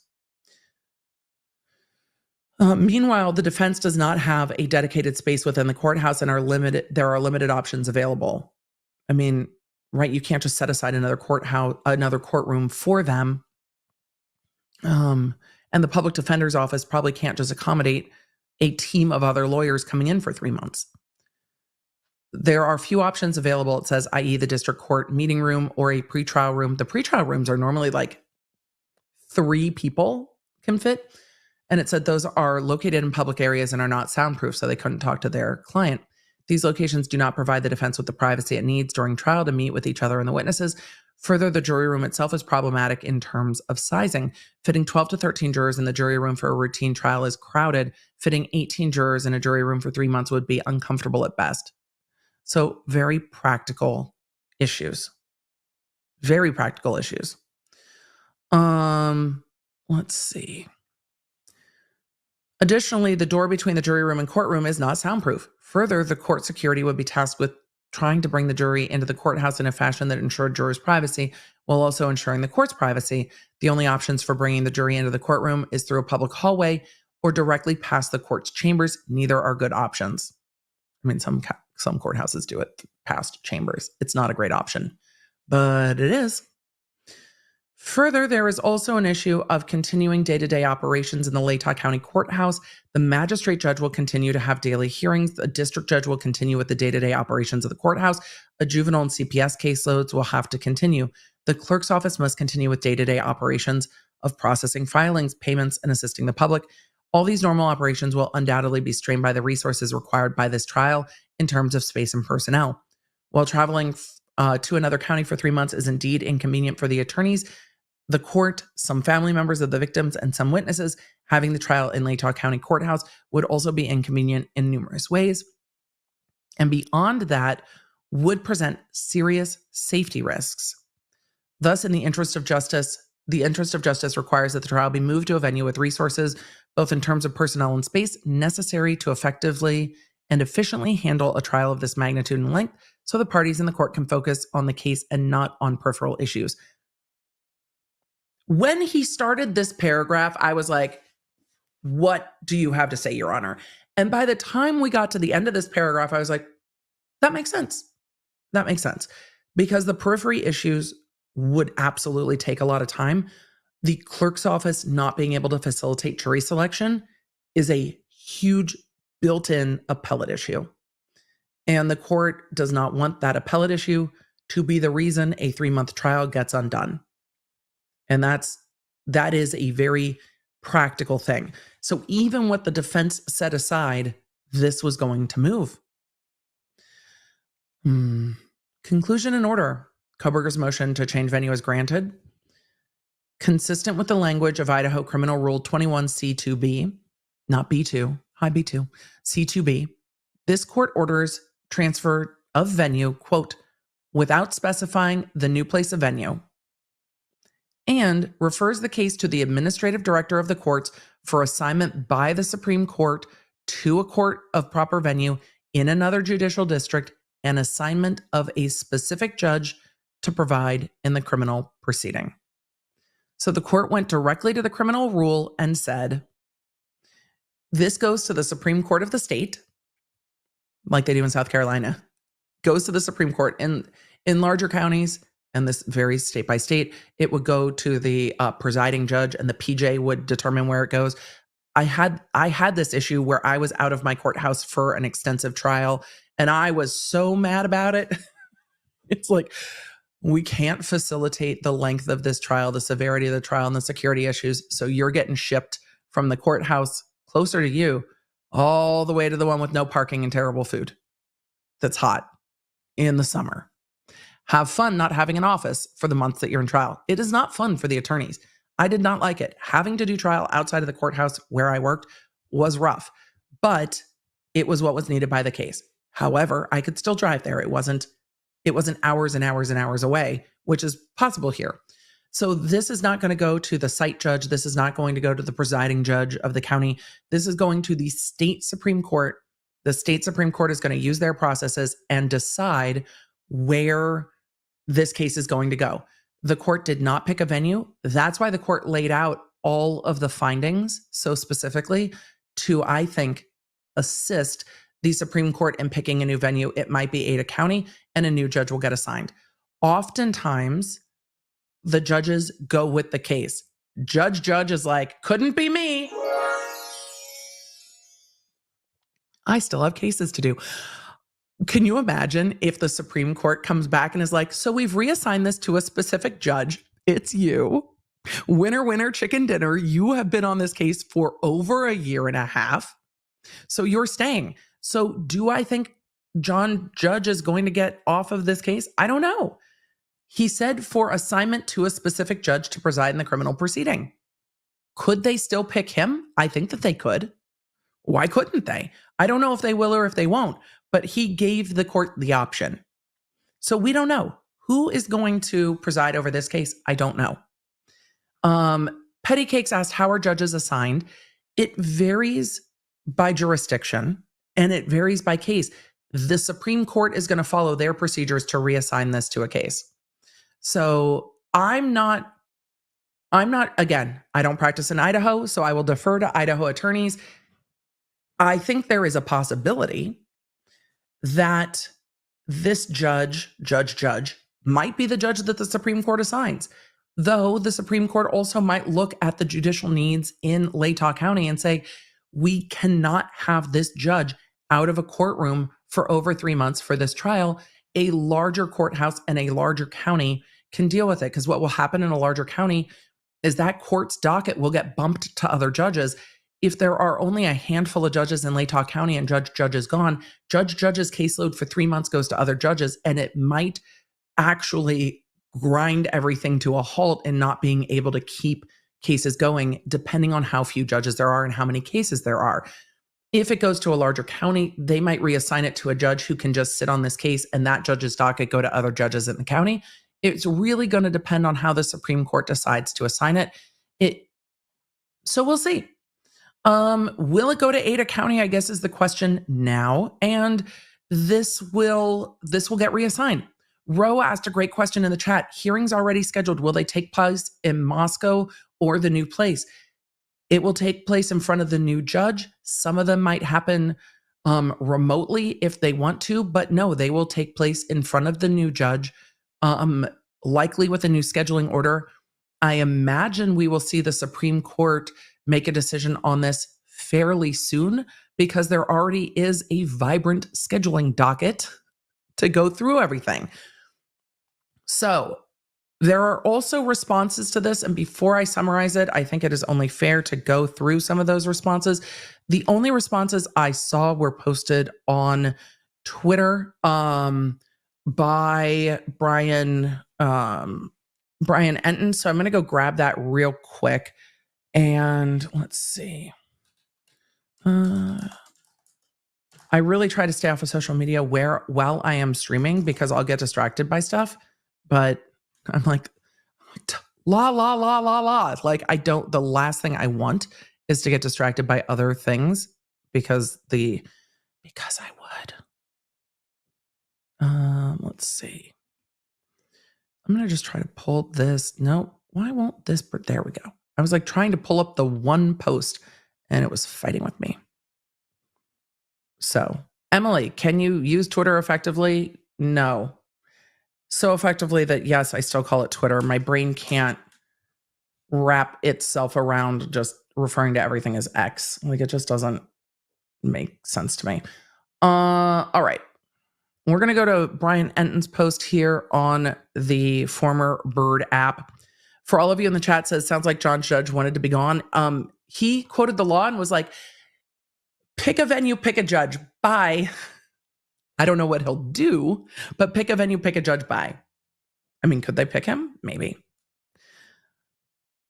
We'll see.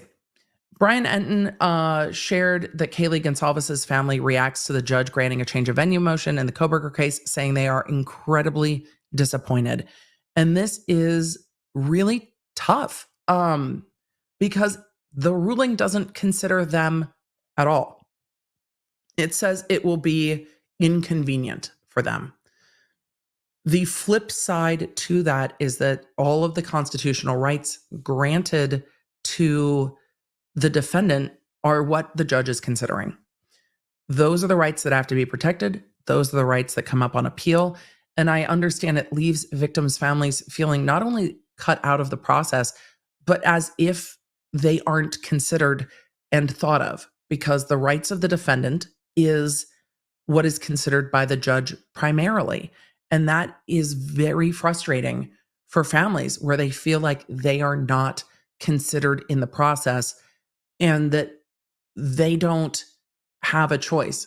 Taking Bryan Kohberger out of it, if you consider a case where a defendant chose to do a thing to a victim, the defendant made a choice to do a thing to the victim. And so the victim's families are like, right, this thing happened to us and we did not have a choice then and we do not have a choice now. It is a continuing series of things that are happening to us that we have no say over. And that is incredibly frustrating.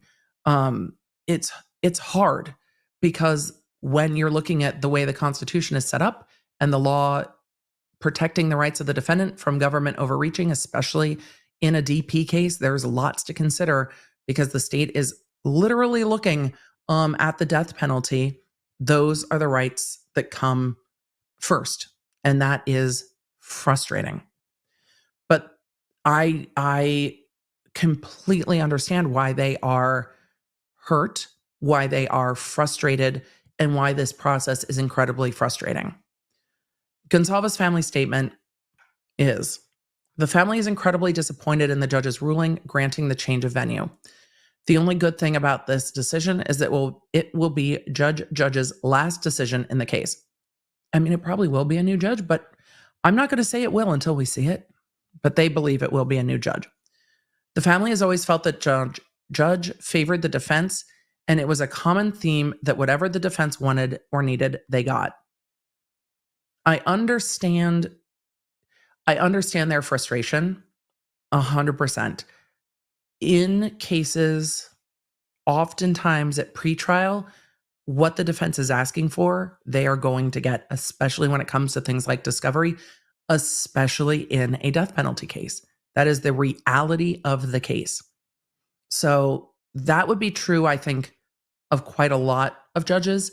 I think they would feel that way about any judge on the case because granting the defense discovery and things like that is the things that John Judge has done are normal within the course of this kind of case. There haven't been any rulings that I've seen that I've taken huge issue with, except maybe the strictness and breadth of the non-dissemination order.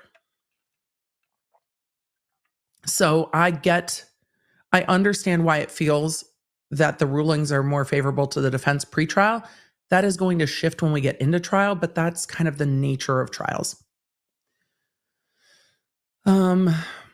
The written decision is even more informative. If the judge knew Latah County could not handle this trial for safety reasons, not enough court clerks, logistics, and lacking space, why did he waste over a year in a county he knew was not going to handle the trial?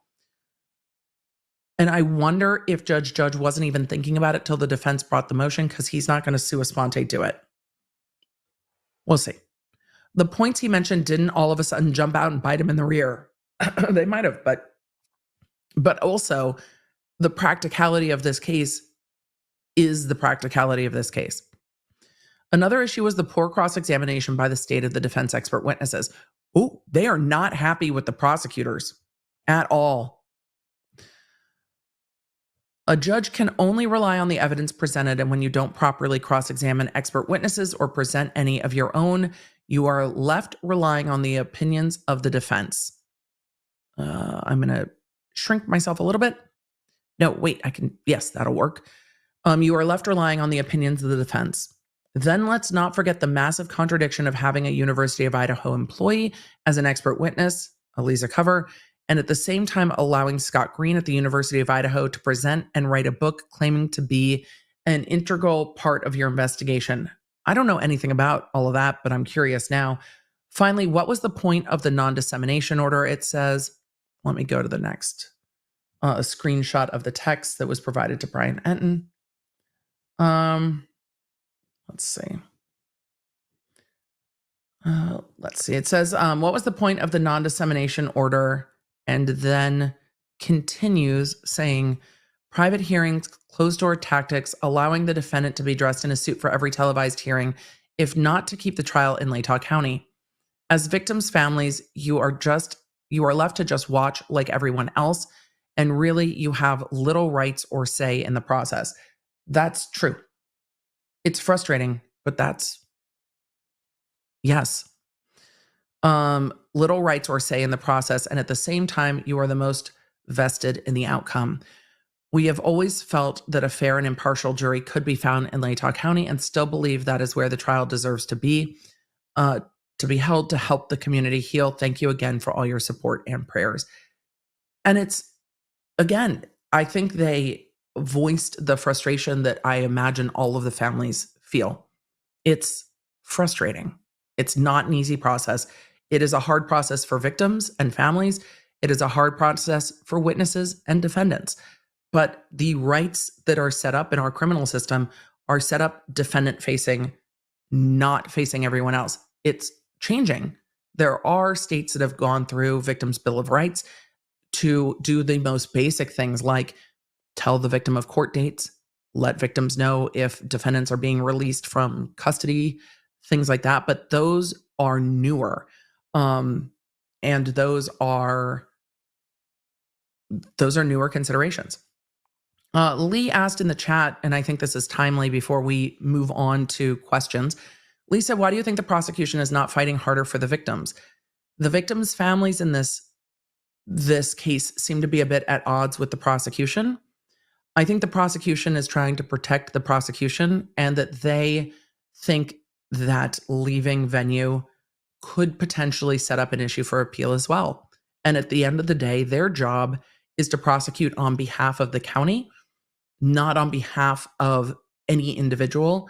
So securing a conviction that is, if a conviction is what is appropriate, but securing I should say, final judgment in the case by jury verdict that has less opportunity for appeal is the goal there.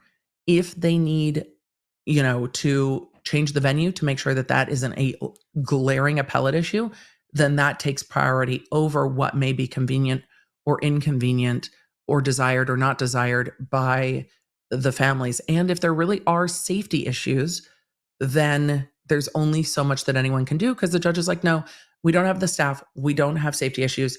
And the proof is there with regard to presumed prejudice. So let's see. Does the prosecutors change if the venue goes outside their jurisdiction or county? No, they have to go with the case, Jennifer. So they will be going with the case. Let's see. Madre said one of the families is located in Latah. The other daughter is at Wazoo in Spokane. I don't know. So would a victim bill of rights even assist the family of victims? It would keep them in the loop. It wouldn't help with this type of motion.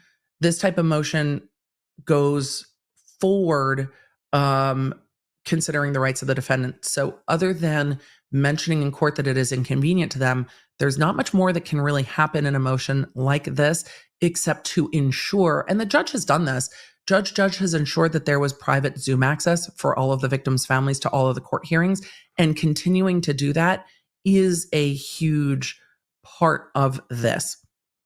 So I understand the frustration. I understand very much how kind of left out of the process it seems that the victims' families feel, or at least the Goncalves family who spoke up felt. I hope that the DA's office here has a victim witness advocate that can work with them and bringing them into the process. I don't know if that is happening here. We saw that really highlighted in the Darrell Brooks case, when you got to the victim impact statements that were just heartbreaking, but when you got to the victim witness statements, almost every single person thanked the victim witness advocates and the support dog, which I thought was amazing. So you see, the one thing about covering cases across the country is we see variations in jurisdictions. And I hope the more that we talk about it, other jurisdictions see it too. I've learned a tremendous amount by watching how different jurisdictions do things.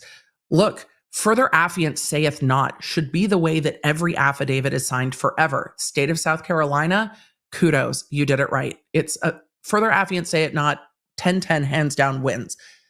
But the way that we saw Wisconsin deal with the Brooks case and how their victim witness advocate team worked with everyone involved with compassion and care and kept them all in the loop when they couldn't be there was really tremendous. And different counties can learn from that. And I hope we see counties taking note from what is done well elsewhere, and then also taking note from what is not done well elsewhere. In tomorrow's podcast, I am fairly critical of the Norfolk County District Attorney's Office. Just a fair warning. And we talk about that more tomorrow. So there are ways we can learn from watching cases. And I think it's what is so helpful about seeing cases from all across the country. We learn new things, and hopefully we can take the best from what we see and help counties go, hey, this is an option over there. And it's like, oh, well, they do it over there. We like that. I mean, maybe all the judges, or maybe just the ones I know that I have told about this. I mean, maybe all judges start their day with, hear ye, hear ye. Maybe, just maybe. So with all of that, I should do a summary of that. And yeah, we should do a summary of that. Okay. Emily, take a breath. Yes, I feel like I haven't taken one in like an hour and a half. So let's see if we can summarize that well. At the end, no, not really at the end. Going through all of the judge's 20 plus page order, in this case, transferring venue, we see that John's judge very much cited the language of the law to transfer this case to the state Supreme Court to pick a venue. So it is not known where this case is going just yet. The Idaho Supreme Court will decide, and to assign a judge. Will that be Judge? It's unlikely. I think the law contemplates assigning a judge within the county where it gets transferred to. Could John Judge have chosen to stay on this case? Yes. Judges stay with cases all the time. Will a new judge getting assigned delay this case? I hope not, but courtroom availability might. We'll see what happens when the state Supreme Court reassigns it. What was interesting is that Judge Judge not only found that the defense had met their burden, albeit a low burden, to show that there was a presumptive prejudice based on the media and publicity in this case, but the judge also noted on his own that even if the defense hadn't met their burden, that this still needed to be transferred in the interest of justice because it simply was not possible to hold this trial in Latah County. The court clerk, the one court clerk who deals with juries, cannot summon as many jurors as is needed. And the court lined out that some 6,000 jury summonses would need to be sent out to ultimately survey about 1,800 jurors, and they would need court clerks and equipment from outside counties to come into Latah. And that's before you get to security issues. That's before you get to the impracticability of the courtroom layout. And that's before you get to the fact that the jury room can't even accommodate 18 jurors for 3 months because it simply is not large enough. And there is nowhere for the defense attorneys to work. There is real issues of the size and structure of the courthouse, and there is no good way to get witnesses in and out of court outside of public view. So for all those reasons, the judge, it seems, would have moved venue no matter what, just based on the inability of Latah County to have this trial. And I went over the response provided by the Goncalves family to Bryan Enton, saying that they are frustrated, that they think that the court put the non-dissemination order in place to make sure there wasn't overwhelming, unfair, and prejudicial publicity to keep this case in Latah County, which was their fervent desire, and expressed a frustration that they feel very kept out of the process and not considered in it, and that the inconvenience with this case getting moved leaves them again out in the cold while they are going through this case, when they said they are the most invested in the outcome. So it is clearly frustrating to at least victim Goncalves' families, and we will see what the Supreme Court in Idaho decides to do. Where will this case go? Probably Ada County, where Boise is.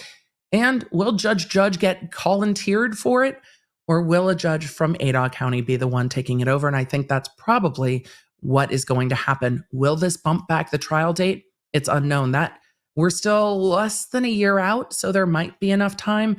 It is an extensive case. There are a lot of motions outstanding. There are a lot of there are a lot of discovery issues outstanding. So there is a tremendous amount of work that still needs to be done in this case, and we will see where it ends up when the Supreme Court rules. So you've got questions, I've got questions, we've got questions. Let's have questions.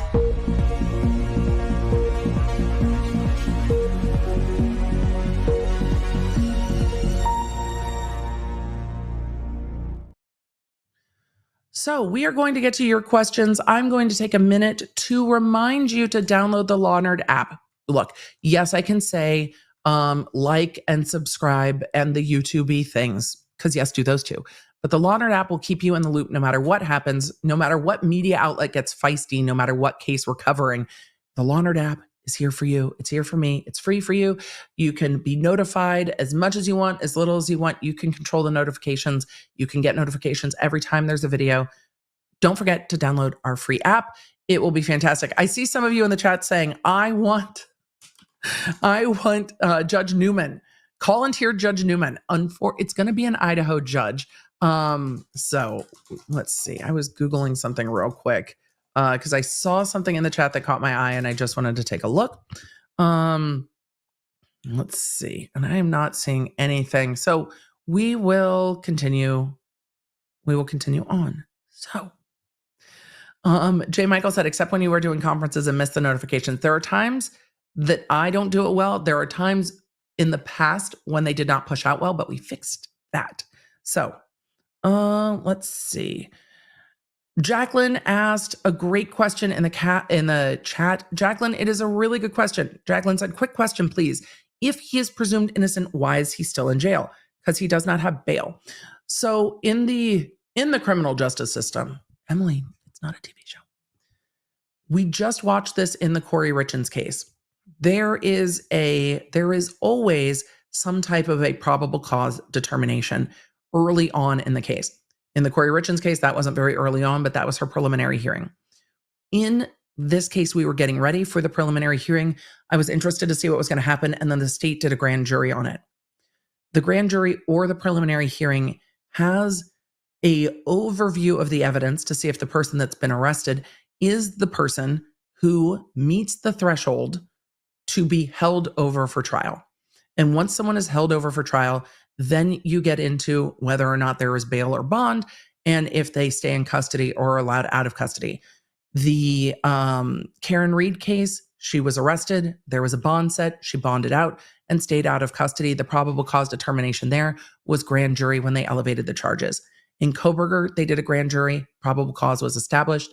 They indicted him, and they did not set a bond based on the nature of the charges, which is not uncommon in death penalty cases that you see no bond. So there is no bond in this case, and that is why he is still in custody. There was enough to bind him over for trial, but he is still presumed innocent when it goes to trial. That really means that the prosecution has to prove to the jury that he is the person that did it, not that the defense has to prove to the jury that he's the person that didn't do it. It goes to who bears that burden when it gets to trial. Hopefully that made sense. Let's see. I don't know if Judge Boyce, because the Daybell trials moved as well. I don't know if that judge moved from the county he was at or if he's in Ada County. I don't know. So hopefully that answered that question and made it make sense. Mia, I definitely brud some this morning, but we didn't go full code bra because I'm wearing pink, and then if I change the lights, it's going to throw off my white balance. So we stayed in the lighter colored shirt. So the chat has said that Judge Boyce, congratulations on the membership. I need to go thank everybody for memberships. John in the chat said Judge Boyce was from Fremont County, so Judge Boyce moved with the case. So that is very helpful, and moved with the case. So it can be done in Idaho that you can follow the case or not follow the case. I think the closer the case is to trial, the more likely it is that the judge follows it. But this is going to be quite a lot. Let me go through and answer some of our questions and thank all of you that have gifted memberships. J. Michael, always generous in the chat. Thank you for the 10 gifted memberships. Congratulations to everyone who got them. We have a members only tomorrow after the podcast airs at 11. So the members only will be around noon. Nana Banana 9, thank you for the 5 gifted memberships. And so members, you'll see the member tab. You can go watch past members only lives, like the Ringo one. There's a bunch of them. I swear I'm still cool gifted 5 memberships. Thank you so much. I love the screen name. It's so good. Casey Cat said, my flabbers are definitely gasted. Oh my God. My teen has been loving the fact that the word disgruntled comes from the fact that gruntled is a word. And so now it's his favorite word, and gruntled is his favorite word because people are like, that's not a word. And he's like, it is. It means happy. And he's like, and it is the angriest sounding word for happy ever. So the gruntled, disgruntled debate has been happening at my house. I don't remember what triggered that thought in my brain. It was probably ADHD. The gift that keeps on giving. Lucy, thank you for the 10 gifted memberships. It's very much appreciated. Welcome to all of our new members. Let's get to some of our super chats. So, Rex88 said the book reading members only live was really good. It's going to probably be another month before we get back to a book because we have so much stuff we have to talk about, but yes. Dale Hall said, good afternoon. It's always nice to see the members chats. And when you are members, you get the members chats as part of your memberships. It's so much fun. Chibi in the chat said, fun fact, whelmed is also a word. I think I learned that from TV. Was it in The Office that they were talking about overwhelmed, underwhelmed, and just whelmed? I don't remember which TV show it was, but I remember that. So John Decker said, Idaho County has 12 district judges. Latah only has 1. And that makes a very big difference. And that is probably why John Judge, if he is the only district judge in the county, that would explain why he cannot go with the case. It's 10 things I hate about you. Thank you, chat. I couldn't remember where I saw it. You guys immediately knew. This is why we live stream. Chat is so good. Oh, chat is bae. Witness said, whelm me. Oh, so good. So good. Thank you guys. I appreciate it. Jeray said, I miss food court. I miss food court too. I've got to be honest. Emma Max said, I stumbled upon your constitutional reading ASMR video from way back. Missed career opportunities. I still owe you guys one. I owe the Bill of Rights and probably the Declaration of Independence. I think the Bill of Rights is in there. I owe a few more. I did it. And then I was like, we'll get back to it. And then we've been so busy but I owe you some of those. So thank you. Jessica Hicks, Alley Cat, good to see you. Wednesday Ophelia said, good morning from Portland. Good morning. It's good to see everybody in the chat. Laura said, good morning, EDB. I have a second interview at a law firm Thursday, fingers crossed. It's all because of how inspiring you are. That's very sweet. Still having issues typing on my iPhone for super chats, by the way. Good to know. It is something I've brought up repeatedly. I will ask for an update on that for sure, because it is, here, I'm going to take a screenshot of this so I don't forget to ask for an update on where we're at with that, because I have stuff. I have an email I need to send either way. Jen said, Law Nerds, I celebrated my 29th wedding anniversary yesterday. Jen DeSimio, happy anniversary. That is amazing. 29 years. It's so good. Steven said, motion for EDB to live stream the next Apple event. The way that it would immediately get taken down, I don't think you can restream them at all. So I don't think you can restream them at all. So we'll see. I can give you guys my thoughts on it, like a live chat, which I did in the app for the ABC 2020, because we're going to be rolling out some other spaces in the app. Don't worry, it's coming. But I might be able to do it that way. Sanders have been awake since the podcast recording last night, delivering 3 pawnered kittens. I'm so tired, but I ride with y'all. I feel like I've been awake, but I definitely haven't been awake since last night's recording. Media said graduating today, Masters of Science in Legal Studies, thanks to EDB and LawTube. Yay me. Yay. Congratulations. Also, Master of Science in Legal Studies, you are going to be so needed. The legal field needs the science brains. Emily said, went to my BFF's dad's funeral yesterday. I'm sorry. He passed away quite suddenly and unexpectedly. Just wanted to say that life is short. So please be excellent to each other. Emily, I'm sorry. And that is a very hard thing to do. I have been to too many funerals with friends. And it is always kind of surreal and difficult. But yes, it always reminds us. I think it's one of the reasons we try to focus on celebrating life, but it does always remind us that it is short and precious. Stephen said, I mean, a lot of our Congress doesn't even understand how Wi-Fi works. This is also a problem. We have lawmakers who are responsible for helping protect us who don't understand the basic tenets of technology. I couldn't agree more. And when they try to ask the people who understand the technology, they don't. I don't want to rant, but the money aspect of politics in the US is a giant barrier to entry.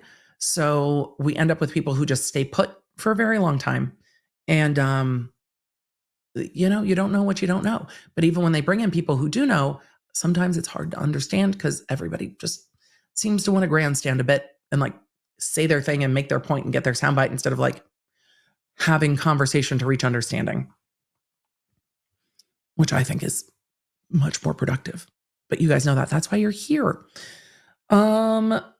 Angel said, happy 13 months being a member. I learned so much for U.S. law. Also, love how some lawyers and judges are sassy. Oh, definitely sassy. Definitely sassy. Very human. Very sassy. Gringa said, just because a thing is new and available doesn't mean it's a good idea to use it. I agree. Can we all just like, wait a minute? Can we just wait a minute? Blake says, I've ripped up my Alec Baldwin bingo card. I mean, right? Celtic Moon said, Emily, spawn blue roses yet? No, I'm still, I got my level 5 island in Animal Crossing, but no, I still don't have blue roses yet. I've got gold roses. That's very exciting, but no blue roses yet. I think I need to start from scratch and follow some of the guides on breeding flowers and just like wipe it and start over, which I might do. Alas, Alias said, I was jealous of my cousin. He had the best boom blaster. I mean, right? They were so good. On the shoulder. Kevin said, just met another law nerd in the wild. Kevin, that's amazing. I love meeting law nerds in the wild. I hope it was fun. I ran into a law nerd at the football game. Not this week. Last week. I was working snack bar and they're like, oh my God. And I was like, hi. It's me doing band bomb things. Like, I'm here. It was funny because I also helped work ticket taking for the county fair, which is also a band parent duty. And people would come up to the ticket booth and be like, wait, you're here. And I'm like, band parent duty. Hi, we do all the things. Let's see. Book Dragon Jen said, is Kari trying to get the Brady violation lifted? It seems she is trying to have the language against CST Popple not be so strong. And we learned more about that in the motion she filed because she was talking about how, no, it wasn't her motion. It was in CST Popple's, I'm trying to access my memory. It was in CST Popple's declaration affidavit where she said that at the time this was going on, she was the only crime scene technician for the sheriff's department. And if she was the only one, then there is a problem because there is this court order saying that she gave false testimony. And then it brings into question all of the cases she worked on. It becomes like a Trooper Proctor problem. And so I think Kari is trying to bring the heat of that down a little bit, but it's not going to happen. So it's still a problem. It's still on the record. It's still on video. It's still in the transcript. It's still in the affidavit that it was mistaken testimony. She's going to have to explain it on cross-examination again and again and again. Steven said, ain't no fucking way, girl. Log all the way off. Where are her friends telling her no? We're watching someone tank their career live. She is a defense attorney. So I don't know. Some people might be like, you can see a certain defendant, Sarah Boone, looking at Kari Morrissey being like, that's the attorney for me. I need you to match my freak. Like, anybody gonna that's it. Like, I need you to match where I'm at. So I think there are probably going to be defendants. She is a defense attorney looking at her being like, that. I need that. RK says, comes now the Proctor problem. This is what we are going to call it from now on out. Today has been the day that this has now been dumped, the Proctor problem. When you fuck shit up so egregiously that it is going to bite every single case you've ever touched. Late but present, me. Hi, I feel seen. How are you liking Dynamax in Pogo? I haven't gotten to play Pogo very much, so I haven't gotten to explore it very much. So I don't know how I like it yet. I'm hoping next week I will have a little bit of time to play Pokemon Go. And on stream later this week or early next week, I will explain more about that. There have been some other mobile games that have been taking up quite a lot of my attention. And we will chat about that in another stream. Do not worry. When does Kari get yeeted as the special prosecutor? Hempland, Texas. I think TX, I think they paid Kari to the entirety of the case. So until it's done, it's just a lot. James Castorelli, this whole thing is a travesty of justice. I don't remember which travesty of justice we were at, but probably Kari Morrissey. Wendy Trauma Warrior said, motion to call this the Morrissey meltdown motions. Yes. And then can we get Morrissey to make an album about the Morrissey meltdown motions? It's a full tantrum it's just a full tantrum at this point. Casey Cat gifted 10 memberships. Thank you for the memberships, Casey, and welcome to all the new members. Sassy J in the UK said, could this see the end of Kari's career? Probably not. But we'll see what happens. Could she get sanctioned? Yes. Do people get sanctioned? Yes. Does it end their careers? No. No. Jazita said, I think I put the I and the D in the wrong place. Jazdia, hopefully that's better. As a New Mexico resident, is there somewhere specific I can email to complain about Kari? This is so ridiculous. If you are in that county, you can let the district attorney's office know in that county. It's very difficult. Well, she's the special prosecutor. Like, she's not going to be fired. She's not going to be sanctioned. They've already paid for her. So I don't know what there is to do, but the attorneys working in the case against her can, because you generally have to be directly connected to the case. But this is about more about the first district attorney's office. We're still definitely talking about Kari. Casey Cat, thank you. This is how I know what time we're at in the super chat. Nishay, good to see you. 52 pages was about half my Masters of Fine Arts thesis. Well, and it probably had more facts in it and less foot stomping, for sure. Katie Gibson said, I'm confused. Miss Kari's day job is defense, which she is going back to, and expects this display will be encouraging to potential clients. As I said, there will be clients out there who like the way she fights, I'm sure. Squeaky Ghost said, isn't Kari a defense lawyer? She might understand she can't appeal the dismissal, but is still working under that mindset. Maybe, but it might be a problem. It might be a problem. Brandy Rose said, a while back you asked if Lally or Kari could read the room better. Here's our answer. That's true, I did. I feel like it's maybe shifted. I'm going to ask that question again today, Brandy. Who has read the room better? Because Kari just like can't stop, won't stop. Crystal, thank you. Your hair looks stunning today. Appreciate it. I am trying to embrace the waves and figure out what they do. So I am trying to learn my hair anew at this phase of life. So I'm sure some days will be better and some days will be worse. And so we're going to just roll with it. Evil Oddish, yes, I had planned on it. And yes, I'm glad you brought it up. But yes, we are. And if there are others, I will cover them in quick bits. Susan said, question, will we still be able to view the video, or does the new judge overrule that if they want? The new judge gets to decide. I can't imagine that a new judge will say, okay, this case isn't going to be online at all, and invite a flood of humans into the courthouse. So Janelle asks, is the 2025 trial date still on track for Kohberger? It's going to depend on the new judge. We will see. So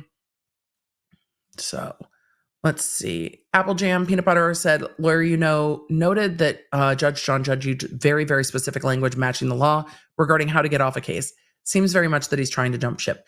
It might just be that he can't follow the case, but yes, he quoted directly the statute and said, change the venue and assign to a new judge. So yes, he absolutely quoted the statute for that. Music to My Soul said, so why are all of these logistical issues just coming up now? He wasn't asked to decide it before. So hopefully when I talked about him maybe not considering this before until the reality of how many jurors they would need came up, he didn't go down to the clerk's office and be like, tell me how you do your job. So he might just not have comprehended it. But also the judge can't sua sponte say, we can't handle this case here. Someone has to ask for that. Unless, I guess there could be limited circumstances where that could happen. It'd be weird. So probably Juniper said, been out of pocket for a bit, so happy to be back. Glad to have you back.